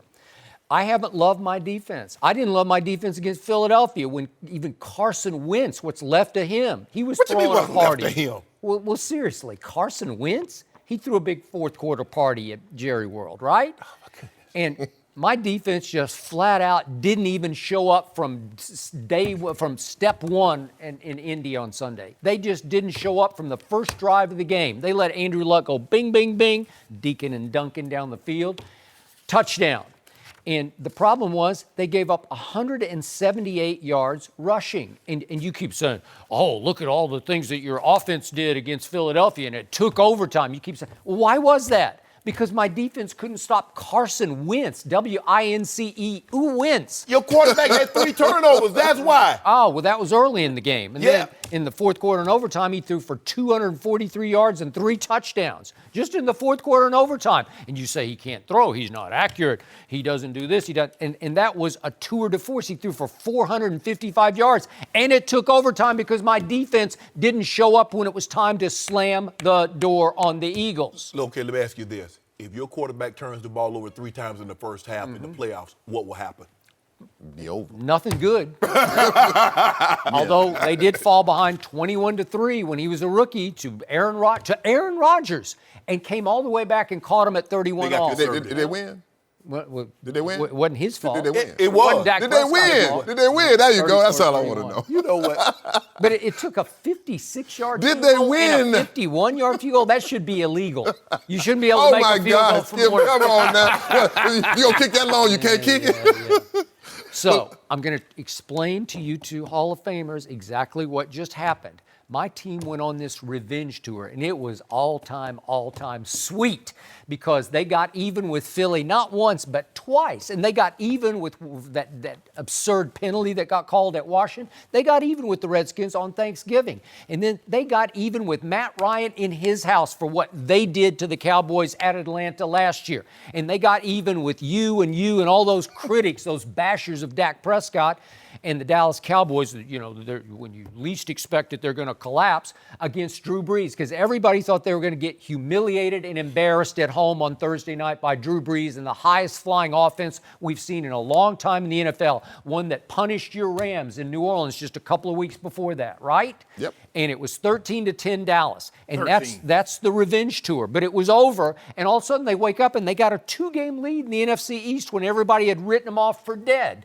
And they said, we got this because Philly's got to go play the Rams on Sunday night. And Washington, they got Josh Johnson, the quarterback. They got to go to Jacksonville. So the Cowboys go up there thinking we're going to back into this today because they're both going to lose and it's going to be over. Am I right about that? Possible. You would have thought that. Possible. You would have thought that as a player. You would have thought that. No, I take care of my business. No, you do not. You would have just said, because you're smarter than that. You would have just said, they're going to lose. But see, when you got AD, when you got team leaders on, you don't say, hey, We don't worry about what's going to happen over there. Right. We're going to take care of our business. But we do think we got them. Oh, yeah. You do. Oh, you look at this. We got You know, We got you can them. pay all the We got lip them. service you want to. So they go up there, and the offense was really good in the first half, but it just couldn't close. But it drove the ball 10 plays and 14 plays and 15 plays and came away with 0. It was a drop touchdown pass. It was a blocked field goal. It was a pass interference on Noah Brown that should have been called 5 times up the field that would have given him 1st and goal at the 5. It was some overthrows and some passes that skipped on It the was turf. 9 penalties on the road. You can't do Well, that. okay, but the defense never showed up the whole game. Andrew Luck, dinking and dunking, punted one time. His offense punted one time. Why don't you One like time. Andrew Luck? I just don't like him. I just I mean, don't. he's a good Well, he's not quarterback. all that. Yes, He's he not is. that He is guy. all He's that. better than that. Please. The week before, he got shut out at Jacksonville 6-0. Did y'all get shut out 6-0. worse? Wait a Not minute. a good Now, example. Skip. It was Wait. just the week before. All right, y'all got Wait a shut out. second. The guy who's supposed to make the Pro weeks Bowl before. says Shannon 2 Sharpe. weeks before. No, Wait, what but was it it? was just the week No, they beat before. Tennessee. They beat the Okay, Texans. 2 weeks before. 2 weeks before. What was the score? Wait a second. He's supposed to be in the Pro Bowl this year, and he Skip, couldn't score a point at Jacksonville. Hold on, time out, They're- Skip. They've collapsed. No, they have not. Yes, First they of all, have. Skip, the guy had Am I right? The guy had the eight, Redskins won at Jacksonville. 8 consecutive games Yeah. of 3 touchdowns. Okay, I'm impressed. Come on. You should be. The man got the second most touchdowns in the I past. gave you all the stats. Brady's had a little better year than Andrew Luck. You know the best He thing- just you know has. the He great just thing about has. this I is- gave it all those stats. He's on yards per completion. He's 26th in the league. Andrew Luck. He is dinking and dacking. That's what he's doing. Much more than Dak is dacking. No. Yep, Can't sorry. nobody act that. Well, I can out just show you this. Dak. I can show you the stats. The best part about this is that, look, the Cowboys are going to win their division. They will. I mean, they're going to win one of these games. They're going to win it. And the great part is everyone can wait for them to get in the playoffs, and then I can't wait for them to get beat. Right quick. It's going to be over with. I mean, it's going to That'll be hurt, over. Skip. Right You quick. guys are Because all the fans, oh, yeah, Cowboys, we're going to the Super Bowl. Because that's what Jerry said. Jerry said Jerry said, I can't understand 2 weeks, because you told just 2 weeks before they got shut out. Now, They did. Okay. 6-0. 2 weeks before after. That's embarrassing. 2 weeks before. 23-0 is embarrassing. No, 6-0's worse. No. Oh, my God. There's something about 6. Yeah. But hold on. Your guy, Jerry Jones, said Yeah. beating New Orleans, this is our Super Bowl. And we're some different cats. Come to find out you the same cat, them same pole cats. You know what a pole cat is, Skip? Yes, I do. Okay. Did Stinking they, it up. after New Orleans, did they beat Philly again? Your pick to win the NFC East, did they beat them again? And what happened? And what happened? Nothing. I thought you were different cats. You don't. If you were different What happened was the day after Philly, you sat right there and conceded the East to me, right? And you're conceding it right I now, conceded- and it ain't over. What I did tell you, I said they're going to win. I said they're going to win. That little 5-game I did win. concede the East, but what did I tell you? Coach was gonna put pain on them. I did too. You didn't say pain on them. Gotcha. You weren't thinking. I pain. love old Andrew Luck. Andrew Luck. You know what? I just have this gut feeling my team is going to have to go to New York and beat the Giants to win the division, and it will. It will. And maybe that will springboard them into the playoffs. Maybe that'll create a little new momentum. If they have to go to the Giants Yeah. That ain't and good. beat the Giants to win the division, Yeah. you're gonna buy all the antasses out of CBS. Maybe. Maybe. You talk about it I on the want floor. to see that. Yeah. We do not want to You talk about it on the has floor. that not been this team's history this year? I've told you, it's the most frustrating team I've ever rooted for in any sport. They just ride the roller coaster. When I least expect it, it goes way up here, and then it goes. They beat Jacksonville 40-7 at home. Jacksonville They were was up terrible. 24-0 at half. They were not terrible at that They weren't. point. Can I They ask you, were not can I ask you just terrible. one question, though? Seriously. Yeah. You did not throw my jersey away now, I did not. Okay, I want to No. make sure you got worry. to No, I will He never will. throw that. You better not throw my jersey away. Careful. Come playoff time, Wait a BD. second. Playoff Wait a time. second. I won't throw it away. I might burn it. No. Hey, ED, come playoff time. It's gonna get Okay. We are going to go back to this story that came out this morning that Josh Gordon is taking yet another leave of absence from the NFL. We'll discuss that story next. No mercy. To our big story of the day, Josh Gordon is walking away from the Patriots to work on his mental health. In addition, NFL Network reports Gordon is facing another indefinite suspension for violating terms of his reinstatement under the substance abuse policy. Gordon tweeted out this statement earlier this morning saying this: "I take my mental health very seriously at this point to ensure I remain able to perform at the highest level. I have recently felt like I could have had a better grasp of things mentally. With that said, I will be stepping stepping away from the football field for a bit to focus on my mental health. I would like to thank Coach Belichick, Mr. Kraft, as well as countless others within the Patriots organization for continued support. I want to thank my fans for their support, as well as I continue down the path of getting back to 100%. We're joined once again by Eric Dickerson. So, Eric, we talked about this a bit right when it came out, but what is your reaction hearing this news? Well, I'll say this much here. Playing for the Patriots with an owner like Robert Kraft, a guy who, to me, is, I think, one of the best owners in the National Football League. One of the best human beings that I've met. Yes, I'll say that. absolutely. Just a great human being. I think that he will help him as much as he can. And I'm sure Coach Belichick will also.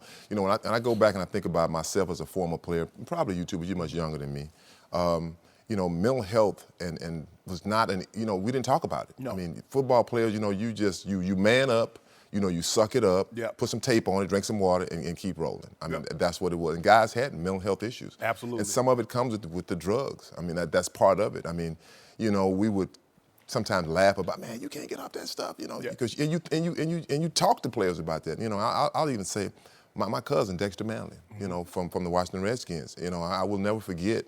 He came to town, and I asked him, and I said, Dexter, why drugs? I mean, what was the issue? And he broke it down to me. He said, Eric, he said, tell me something that you love, that you just love, like you just feel like you can't live without. I say sweets. They say, okay, sweets.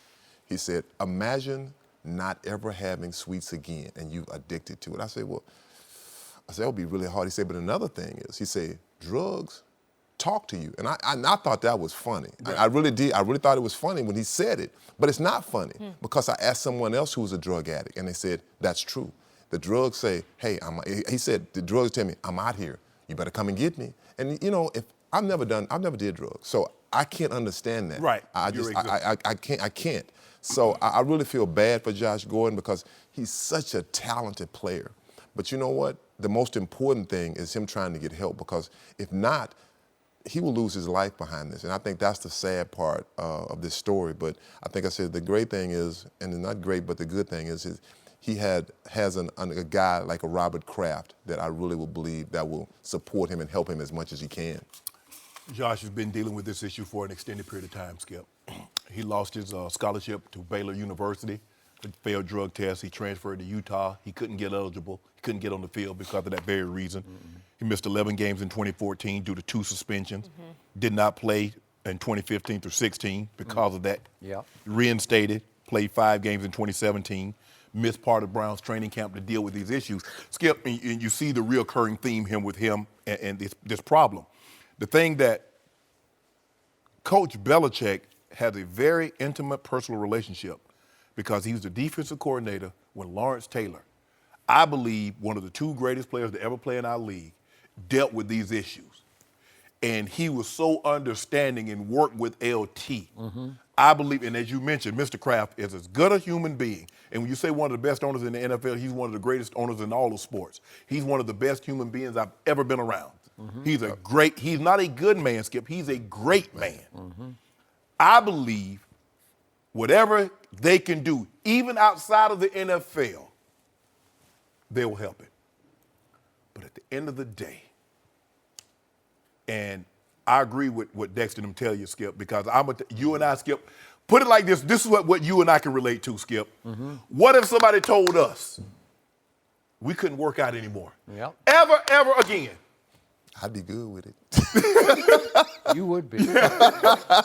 That's what they're telling him about this product. Mm-hmm. You can't touch it again. You and I would, we're going to probably, as long as I'm here, Skip, I'm good. I don't need to work out. I'm on the talking to you and do it. But what happens when I got all... That's a good analogy. When I got all that free time, Skip...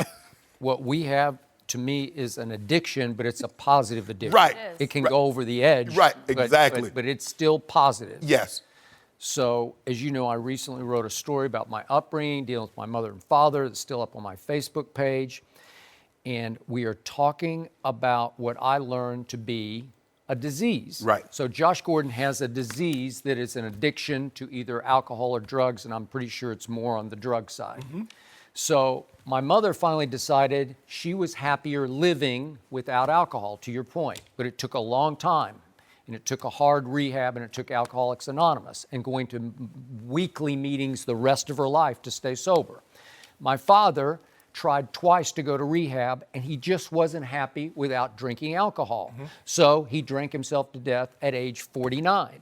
So people shout right now, I'm sure they're shouting at their TVs, how can Josh Gordon give this up? This is the National Football League, and for a while he was on a Hall of Fame arc. Yeah. Am I right? He had that kind of ability. He had that kind of ability.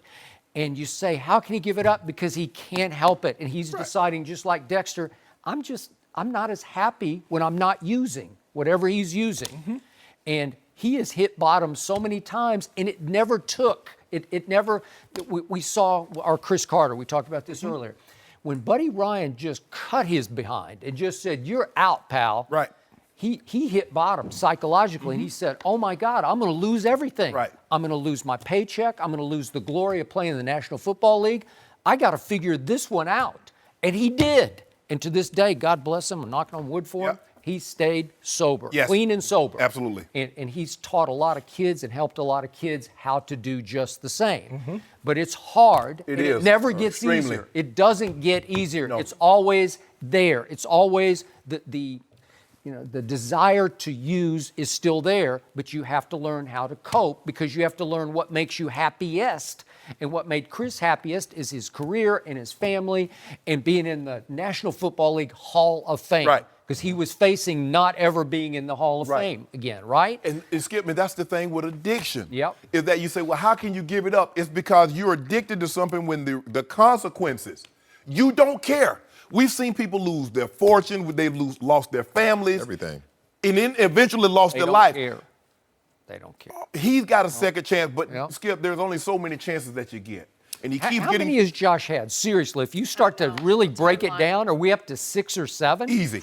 Right? Easy. More? Because first of all, in order for you to get suspended, you had to fail multiple drug tests before you get to suspension. Because before they take you off the field, they take money from you. So then they take you off the field. But this goes back to Baylor. So how many tests did he fail in Baylor? He goes to Utah and he can't get on the field. He can't even get on the field. Because he can't pass the drug test. Yeah. But it comes to a point where and I know how, I think I said, I've never had that problem. Right. How hard it is. You have to want to do it. It's like anything. You have to want to, like, hey, you know what? No matter if it's talking to me, I've got to stay away from this. Your desire to stop has to be greater than your desire to do it. To do it. And that's what it really comes down to. I mean, I think about my best friend in high school. Like you said, Skip, he drank himself. He was an athlete, got a scholarship, went to New Mexico State, but he wanted to drink, and it cost him his life. And you see this, and like I said, goes back to my era and like some of your eras. Yeah. Too. It just wasn't talked about. I mean, it really wasn't. I think in the last, like, say 15 or 20 years, they've really kind of put a stamp on, like, we want to try to help the players, really try to help them. And I think it's important because, it's life after football. I always tell players that play football, you're going to be an old man a lot longer than you're going to be a young man, and that's true because, you can... And a football man. And a football, you can only play this football for a certain amount of time and it's over. And that's, it is. It's sad that it's come to this for Josh, and hopefully he can get his life in order. But it's not easy. I'm sure he would like, you know what, I would rather have this 60, 70 million in my pocket, being on the field and playing, but it's got its hooks in him. And ED, when you're talking about when we played, celebrities and prominent people didn't mention mental illness because it was viewed as a weakness. Right. And, there are times when people, had maybe like, man, you weak. Yeah. You weak. But now we have empathy and we understand that some things are just out of our control until we can gain control of our lives. I just hope, and I believe he's in the right situation with Mr. Kraft and Bill Belichick. I believe they can get him the help. But at the end of the day, but the bottom line takeaway from this is he was in the best situation he's ever been in. He's and around. It still wasn't enough. His locker is next to Tom Brady, and he's got Bill Belichick and Robert Kraft overseeing every day, and he failed. What does that tell you? But that's the thing, though, Skip, is that and that's what, boy, we get him to the field or we get him to the building, he's fine. Yeah, but that's only 8 hours a day that he's there. What about the other 16 hours? Yep. And that's what Josh is going to have to. Josh is going to have to his downtime when it's not football, when you're not in meetings, you're not playing, you're not practicing. Yep. Those thoughts. When you're by yourself. Yeah, man, that's what gets you. Yep. It's hard. We all have a story. All of us know someone who's dealt with something, who's struggled with this, and this is a young kid. I mean, Yeah, he's the what, potential- 27, 27, 28? It seems not like he's 30. been around a long time. Yeah. It feels like it, but we hope that he gets the help he needs, because I think mental health, we've all learned, isn't a one-time fix. You addicted to not working out. I don't need to work out. Yeah. You know what? No, I need to work out. I've been lazy. I've just been lazy. I can't work out I like gotta that. give it to him. He still looks good for not working out. I haven't worked out in 2 months. I'm gonna work out after the first of the year. That's my. Oh, that's what they all I've say. never made one of those. That's what they all say, and it lasts like one I've day. never made one of those. I'm waiting for the first. You ought to see it when I first got to the league in the early days. I was like, man, look at he. I mean, AMW. I was cut. He was tore up. I look like He-Man. I'll join you did. Eric, in the new year. Because these two, it's hard to compete with them Right. every day. They are so committed. I know these are I'm work- just these- trying to keep up, and Right. I like Matter of the fact, show as somebody well. asked me, they say, Skip workout. I said, yeah. He said, can you outrun him? I said, well, I can't run him that long distance stuff. So no, he said he runs like that. I don't Now think any of Shannon, us on the are other having hand, I ain't luck. gonna say nothing I ain't about gonna let no old man. Okay, whatever. Old man can't beat me. Anyway. All right. Here we go. Old out of shape man. Away from the show, Eric. Good to have you. Good Thank job, you very you. much. for Thank joining you. us. Thank you. The Rockets set a three-point shooting record last night. Well- Will their style work in the playoffs? We'll see. NBA champ Matt Barnes, he's here to discuss next. No mercy. The Rockets shot a lot of threes in last night's blowout win against the Wizards. And when I say a lot, I mean 55 to be exact. But Houston did set an NBA single-game record by making 26 of them, breaking the record with about 30 seconds left in garbage time. The Rockets are on a 5-game winning streak and are 7th in the West. We're joined by NBA champ Matt Barnes. Matt, good to see morning. you. Thank you for joining us. Thank you for having me. So, Matt, how far will the Rockets style take them when they're playing this way? I think the Rockets style offensively can take them as far as it can go. I don't see the offense being a problem. I see their main key is they miss Trevor Ariza and defense. People don't understand, it may not have always showed up on the stat sheets, but what Trevor did defensively and knocking down big threes, and a veteran who's been there and done that, is you can't replace something like that. And they try to replace it with scoring. So I think the offense will be fine. If they can get some stops down the stretch is what's going to be important. I agree with you. I don't believe they can exclusively win because this will be the third year in a row, Skip. They're on the shoot 43s a game. And that's what Daryl Morey constructed this team to do. But where they're lacking, as you mentioned, Matt, defensively. They're 27th in defensive efficiency this year as opposed to 7th. So when you lose Mbah a Moute, you lose Trevor Ariza, and you try to add scoring. They try to add with Carmelo. That didn't work out. But when you had Mbah a Moute, they had Ariza, you had Capella, you have CP3. Now you have 4 guys, with the exception of James Harden, that can switch everything and can guard multiple positions. Yep. Trevor Ariza also could knock down big corner threes. The corner three ball, he was as good as anybody shooting that shot. And he always took the opposing team's best offensive player, be it LeBron, KD, Paul, whomever it is, Russ, Kyrie, whomever it was. So now, okay, PJ. But PJ's undersized. PJ's what, 6'5", 6'6"? So when you try to put him on KD at 6'10", or you try to put him at LeBron, he's at a decided disadvantage. He is, but he will fight. Oh, yeah. He bulldog tough now. He bulldog tough. But when you got the more big dog now, you know, I mean, right now he a pit bull, but you know, them St. Bernards out there, KD and Braun, they ain't to be messed with, Skip Bayless, all kind of how. But I think that's going to be the problem when it's all said and done, because here's the thing. At some point in time now, and we saw what happened in Game 7. They missed, 24, 25 threes in a row. So you got to have another pitch. If the fastball, Ronald Chapman, 105, they don't catch up with it, you're good. But what happens when they start teeing off on you? Can you come with the changeup? Can they have somebody that can go with the – now, James Harden is and they don't be giving them all them ticky-tack fouls in the playoff that they give them now. That's ridiculous. Still, it's ridiculous, but still. I just don't think you can count them out offensively. I'm not for the analytic-type basketball that they've created over there, three or dunk or whatever. I mean, that's not real basketball. We're just more off a feel. But like I said, with those two guys, with Chris and James, offensively, you can never count them out. But like I said, I think it's really going to wear on them defensively down the stretch. So here's what gets me about what you guys are talking about, and I do not disagree with your premise, but just if I take Trevor Ariza in and of himself and put him in a vacuum, he's not a difference-making superstar player, but he is the missing ingredient for that team. Correct. And again, he has value on the open market. We just saw what happened with the trades. Imagine if he would have went to the Lakers. Like he instantly puts the Lakers at a contender if Trevor would have went to the Lakers. But he's not I can't even go star for Trevor. No. Ariza, but again, glue or guts or Great whatever role that player. thing is. Great Yeah. role And you don't have to run plays for it. Okay. Great role player, So know how look to what's get happened to Houston so far. I know it's still pretty early, but they finished last year 6th in defensive efficiency. For them, because they set records last year for threes, attempts, and makes for the year, but they were 6th in defense. This year they're 24th in defense, and it's just because of that one guy, unless you want to throw Mbamute in. Right. He was hurt a lot. But again, it helped a little bit. And yet, look at what happened last year. They led the league in road wins last year. They were 31-10 away from Houston, and they're 7-9 now. Well, is that just because of Trevor Ariza? Is it just like road grit? I think the energy too. Adding someone like Chris Paul, it was something new. It was something special. They were the toast of the town last year. Yep. Everyone was talking. Okay, we finally have someone that can beat the Warriors. You know what I mean? And you build a great team on paper. And arguably, if Chris doesn't get hurt, they possibly could beat the Warriors. Right. Maybe. But when you build these teams on paper, what sets you apart is the chemistry. You know what I mean? So that they seem to find that, and it was fun. But I know for a fact, talking to a few guys, they missed Trevor, and then that kind of took the wind out of their sails because Trevor, like I said, it wasn't a stat sheet. Some nights it would be a big stat sheet night, but other times it's just leadership. It's leading by example. I've been there. I've knocked down shots in the finals. I've locked down the best player on the other team in the finals, and he's a dog. Right. You know what I mean? And like you said, PJ is a dog too, but he's small. Right. And they have him playing down on the bigger on the 4s and 5s, but they missed that long wing defender. So do you consider this a great three-point shooting team, or do they just take a bunch of threes? I mean, it just depends. Some nights they're great. Some nights they just take a bunch of threes. Like I said, it's a flip of the coin, but you can never go wrong with James Harden and Chris Paul being your two leaders offensively. But Chris hadn't been the same this year, and this is what happens. And he missed 5 games. Right, and he's always nicked at some point in time. Yeah, very true, but it's still December.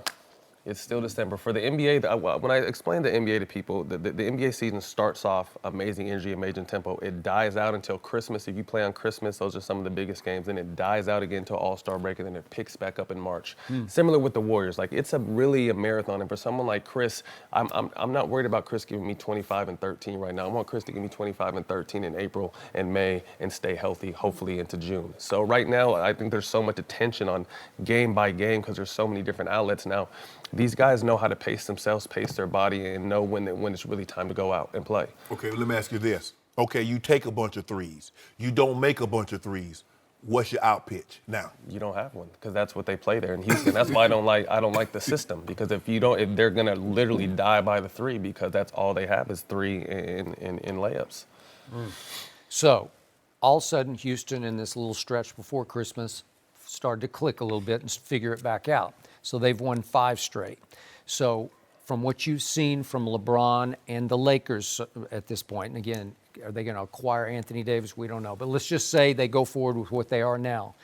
Where do they fit in the West from what you've seen so far? I think to piggyback off something else I said, you're not going to see the best Lakers until March or April. I think the most important thing with them is chemistry. I think they know who their second option now is, and that's Kuz. And I've been saying that, and I'm in his ear about it. Like, you are the next option. But imagine if they picked up another person to have Kuz as a third option. I think there will possibly be one player where can be making real noise in the Western Conference. But I see him next year or through trade this year. Okay, but if you're trading for Anthony Davis, you're going to have to give up Kyle Kuzma. And who knows if it's going to be Anthony Davis?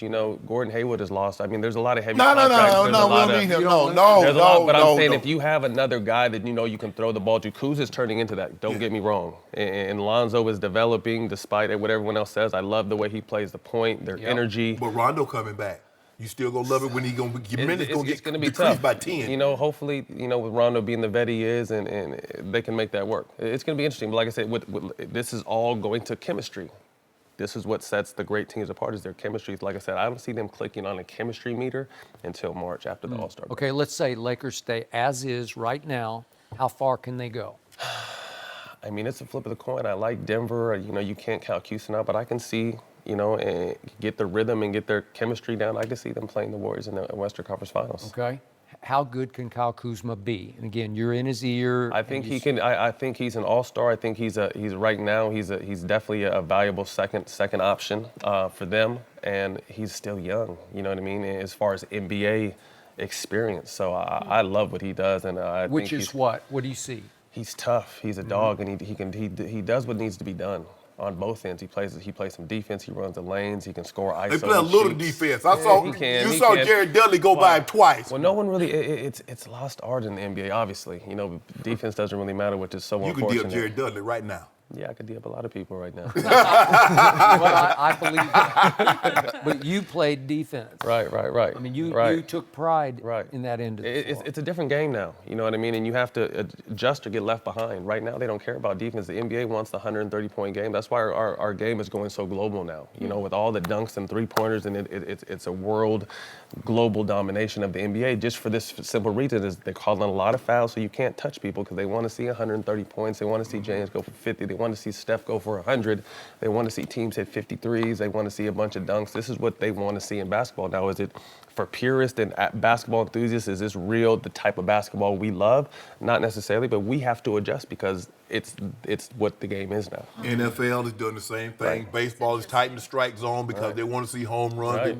Nobody wants to see that 1-0 ball game. Nobody wants to see 10-7 football. I'm not teaching my kids. I grew up a Magic Johnson fan. I want to get the team involved, pass the ball. I'm teaching my kids to go out there, be level-headed players, but score the basketball. Like that's what the game is now. Score the basketball. How old are your kids? They're twins. They're 10. 10. So yeah, we So- play AU. So it's just I'm teaching them how to be. They scoring? Oh yeah, they're scoring. Yeah, our So team you is ain't gonna let them scoring. play no D? Oh, so No, they play snowboard. D. No, They they play snowboard. D. They cherry picking, They're man. playing D, but there's not an emphasis on just right now is if you score that's what it is. That's what the game has turned into. Okay, so talk about Kyle Kuzma on offense. What's his ceiling? What do you I don't see? think he has a ceiling. He continues to get better. He's working with, Kobe in the offseason. It doesn't get any better than that. And he really seems like he loves to learn and improve. And he had a solid player last year, a big jump this year. And like I said, he's going into his, going in his third year, fourth year next year. I continue to see these large bounds of improvement. I don't know if there is a ceiling for him. 6'9", long, strong, dog. Totally fearless, just totally. I love it. And no memory at all. If he misses a couple, he just keeps firing. And that's what the great players do. I mean, I remember Kobe. I'll miss 30 shots in a row, and I'm gonna take the next shot. You know what I mean? Not that he's a Kobe player, but you have to have that kind of mentality when you're going out there to be a scorer. But it's also he's playing with LeBron. Kobe played with Shaq, but Shaq was like a center.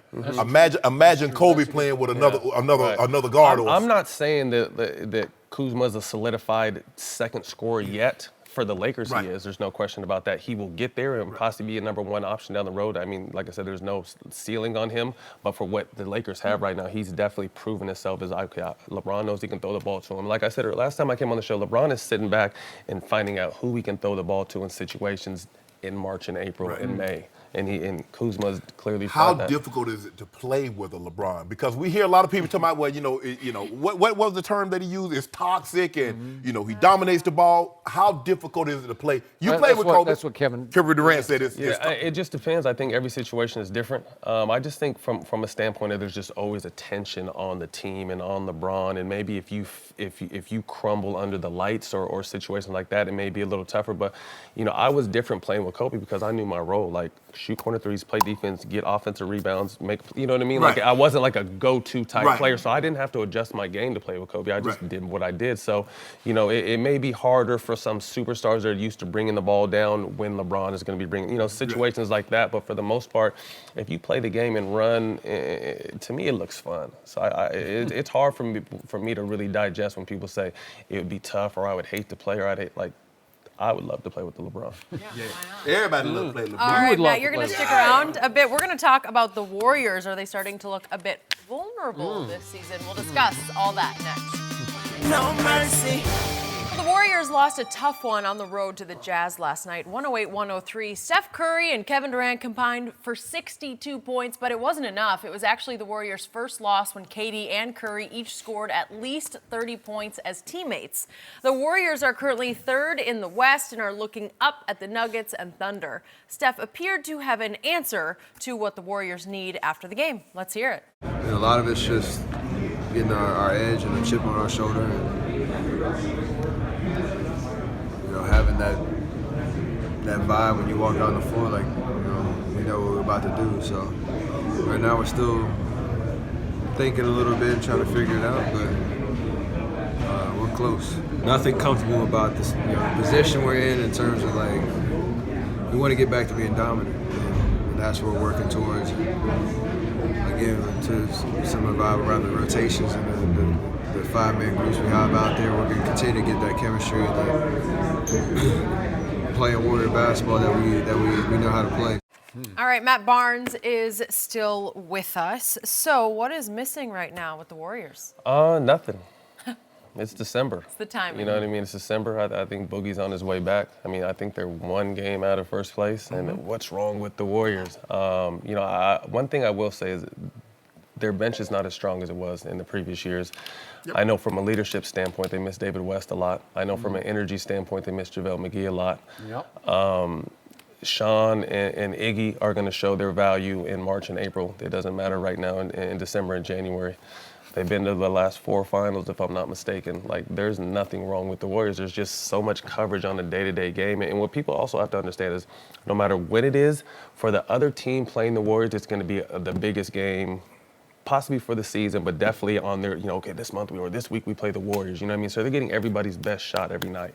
This is the marathon, you know what I mean? One game out of first in December, in early or mid-December, and there's nothing wrong with the Warriors. I agree with you. Their bench got outscored last night 39-17, and what used to be a strong suit is now a weak point for the Golden State Warriors. Normally when they bring Iggy, they bring Livingston, Quinn Cook, who they acquired last year, that shock troop there, whatever the lead was when the starters left, it was at least the same when they came back, or it was increased upon. And that's what you want. And now, when they starters leave, they're buying time now. Exactly. And Klay Thompson is struggling with the 3-ball. He's a 42% career. He's shooting 34. Draymond is 19%. Draymond is averaging 6 points a game. Normally, as Jenny mentioned in the read, they don't normally lose when KD and Steph go for 30 apiece. Yeah. It's the first time in their history. They're now 9-1 when those two guys. So let that sink in. But again, Klay is struggling. I mean, he's 3 of 12 last night. He was 0 from 3. And Draymond.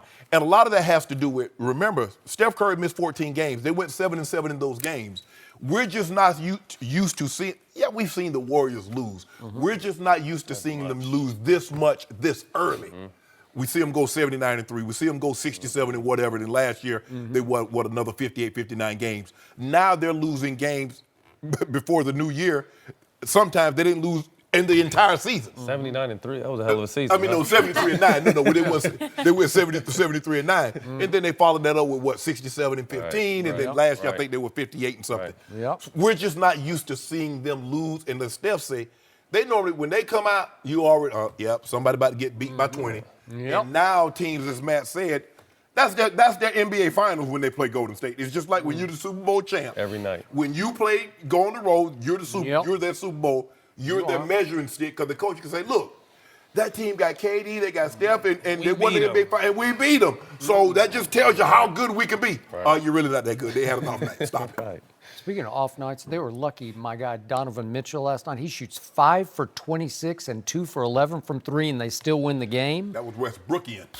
Very Westbrookian. But Utah is just a tough place to go into a play. You know what I mean? That's definitely a 6-man advantage there. That it's one of those rare places that's tough. But like I said, it's their pace, they grind you down. Right, it's December. It's December. So you mentioned the nuclear weapon that's somewhere back and working out on his own, and that's DeMarcus Cousins. And I have no idea if and how he's going to fit into the Warrior way. I think he can, because he's capable. He can really dish it when he feels like it, but he's not used to playing this style of basketball. So what happens when they try to fit him into their rotation? It's going to be very interesting, especially coming off the injury he came off. I know he's rehabbing and doing what he's supposed to do, but the pace, he hasn't played with the pace like this coming off that injury. And finding he's never played with a pace like this. Yeah, that's what I'm saying, but especially coming off an injury. Right.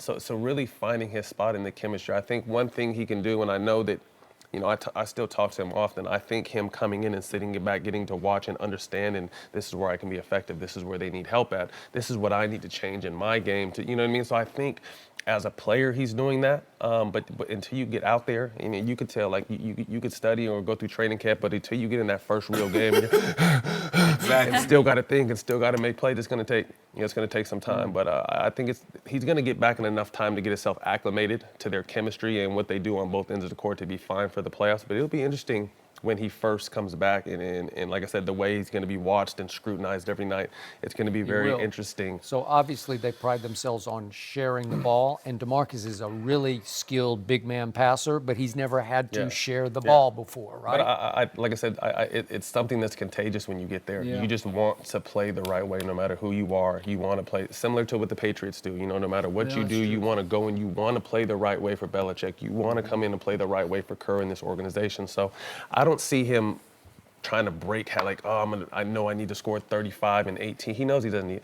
I think if DeMarcus comes in at 16, 17, and 9 rebounds, they're going to walk through the finals. The thing is, it looked like there was a lot of one-on-one. They only had 18 assists last night. The Utah had 30. Now, the one thing that Golden State has done over the last 3 or 4 years, they've always led the NBA in assists. So it looks like to me there was a lot of one-on-one last night. There was not a lot of ball movement. Whoever got the ball, they went and it was up. But then another thing too, other guys had off nights, and you got 2 of the greatest scorers of all time. They could really carry a team. So that was, that was possibly what that was. But we're so used to them getting 30+ assists that 18 is like, whoa. But it's just one game, and then we realized that other guys were off, and they have 2 of the best guys doing it. They could probably, if they had 5 more minutes, could have beat Utah by themselves. Fight is kept. Oh, wow. Man, that's a great thing. I mean, look at that. Boy, I sure wish LeBron had somebody and go get him 30. He doesn't. I sure wish old Bron do that. That's the key. That's why I say they're one move away. I think a real solidified second or even a 1 score that can play with LeBron. That's We got something. We having dinner tonight. Going to Wally's. Are you really? Shannon's inviting himself. So one last issue that we must deal with. Shannon and I believe that the Draymond versus KD will at least simmer through the rest of the year. I'm assuming you're thinking it's no issue? Yeah, I think it's no issue. I think it's fine. I think things were said that are obviously going to be remembered. But I think at the end of the day, they know what they're chasing. They know what they all want. And then it's going to be an interesting summer. You know what I mean? KD know what that man called him too, Matt. Don't pretend. That's what I'm saying. Words were said and words won't be forgot. Obviously, but it's going to be interesting to see. If Dolan ends up selling the Knicks what he needs to do, it's going to be a destination. There's going to be players. There's going to be a lot of movement. But I think the Warriors know right now that let's focus on what we have to do. We had a scuffle or mishap, which a lot of teams have. The fact that it's the Warriors, it's magnified.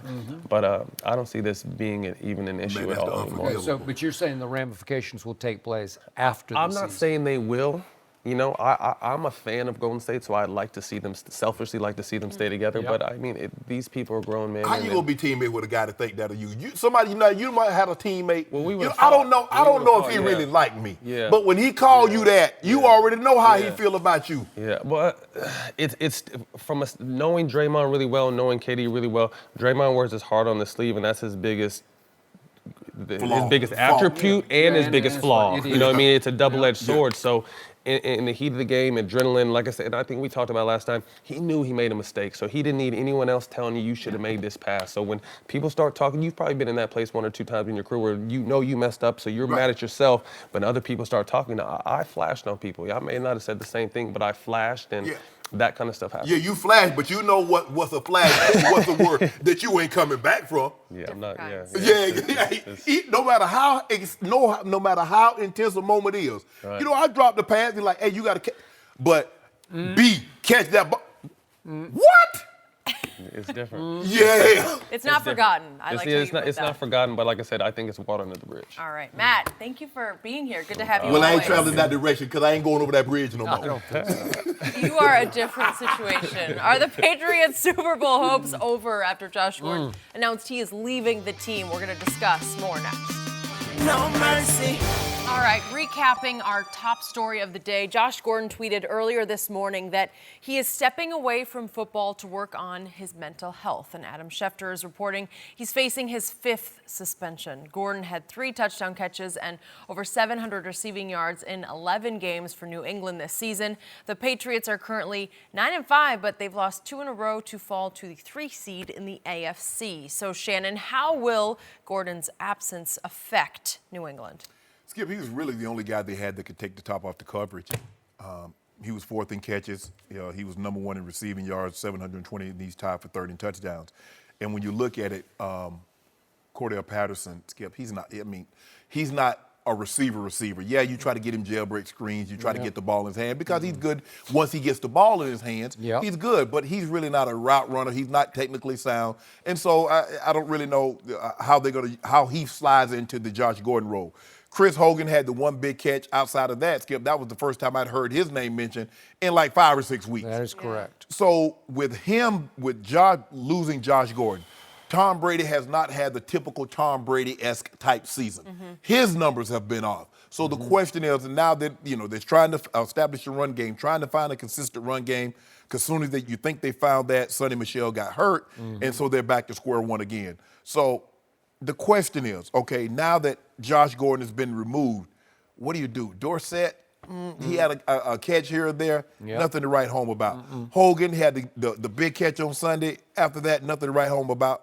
And nothing before that leading up to that. Cordell Patterson, yeah. So, Skip, I'm a little concerned for the simple fact I haven't seen Brady be Brady for an extended period of time in a long time, and then the weapons that he have. Really, Gronk is not the Gronk, Skip, that we used to seeing. Edelman has a case of the drops. He's not fully recovered, so it's going to probably be next year before he's 100% certain of that knee.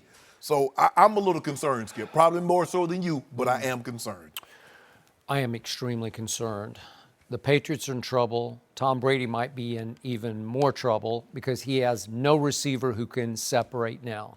Edelman is starting to show some age. Chris Hogan is definitely showing age. Gronk is a shell of himself. Dorsett never quite fit in. Right.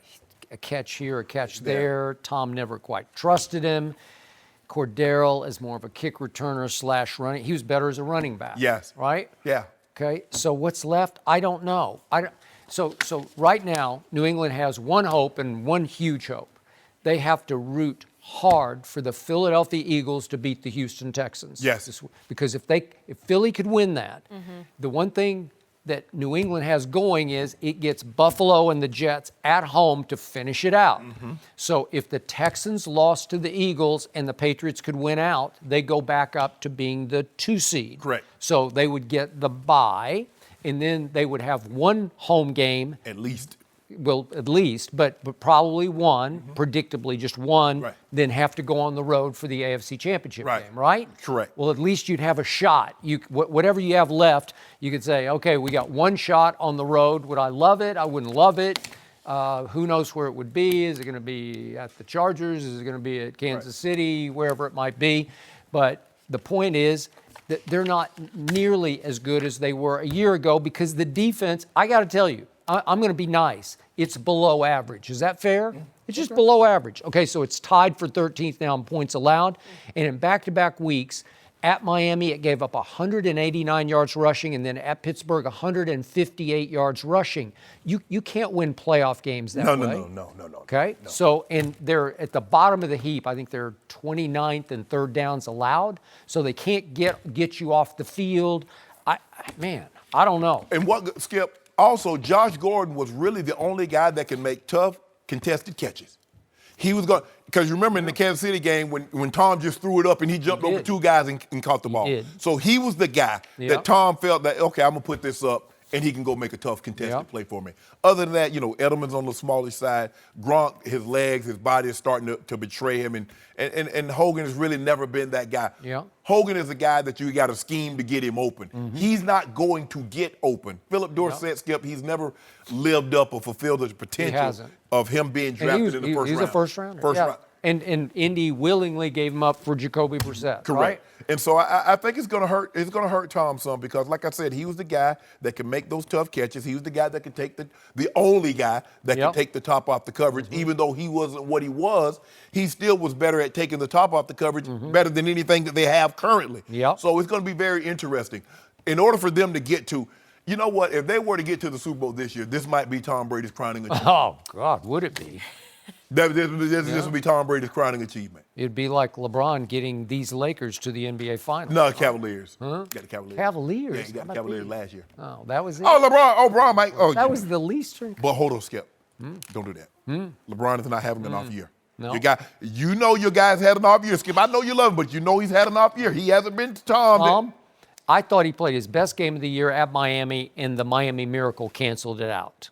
I thought he threw the ball great at Miami. Think about it. So when is the last time you ever said Tom Brady threw the ball great in a particular game? Not Tom Brady's been Because great. you've been saying that he's on the downside, and I said, well, that game wasn't on the downside, and that's at your house of horrors. What did he throw, 369 in But that here's game? the thing, though. Now, Jenny recall is not like mine. Mm. Jenny read yesterday, over his last 7 games, Tom Brady's thrown 8 touchdowns. Yeah. Trubisky's thrown more. Eli's thrown more. I don't want to go. Come on, Skip. Well, That's Tom Brady now. Sometimes touchdowns don't really matter. I mean, you can just go up and down. Maybe your running back score for you.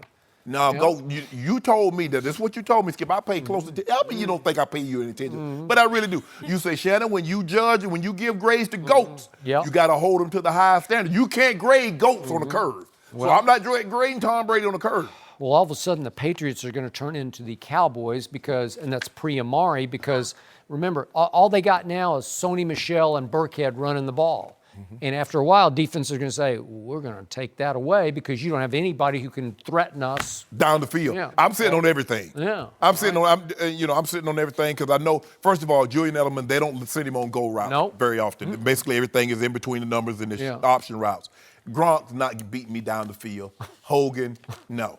So unless you trick them with some. Yeah. If you throw the halfback. We're going back to the NBA, guys. Does Russell Westbrook need to stop trolling on the court? We'll show you his latest victim. No mercy. Time for our final topic of the day. The Thunder blew out the Kings last night, but there was some added drama from the point guards. Before the game, De'Aaron Fox said, quote, "There's no debate that he's the fastest player in the league." Well, Russell Westbrook was obviously told about it in the second quarter. He blew past Fox and could be seen saying, quote, "Yeah, I'm too fast." Shannon, are you surprised Russ responded? Nope, because Russ hears everything and he's going to respond. It's been universally regarded that the 2 fastest players with the ball in their hands have been John Wall and Russell Westbrook. And now you get this up and start coming, and De'Aaron Fox says, no, I'm faster than both of them. Russ says, okay, well, since you're so fast, take this triple dub with you. Okay, but Russ did on November 12th turn 30 years of age. Yep. De'Aaron is 21 years of age today. Happy birthday to De'Aaron. So I'm going to give it to De'Aaron. I think he's a little faster than Russ, 21 versus 30. Yeah, Russ has never hung 17 assists on somebody so quick. So De'Aaron Fox is absolutely right. He's really fast. He got that 17 assists. 17 assists, Skip? That is it for us. No mercy. Thanks for listening to the Undisputed Podcast. I'm Jenny Taft. Join us again at the same time tomorrow morning, 9:30 Eastern. We'll see you then. Fox Sports 1 of 1.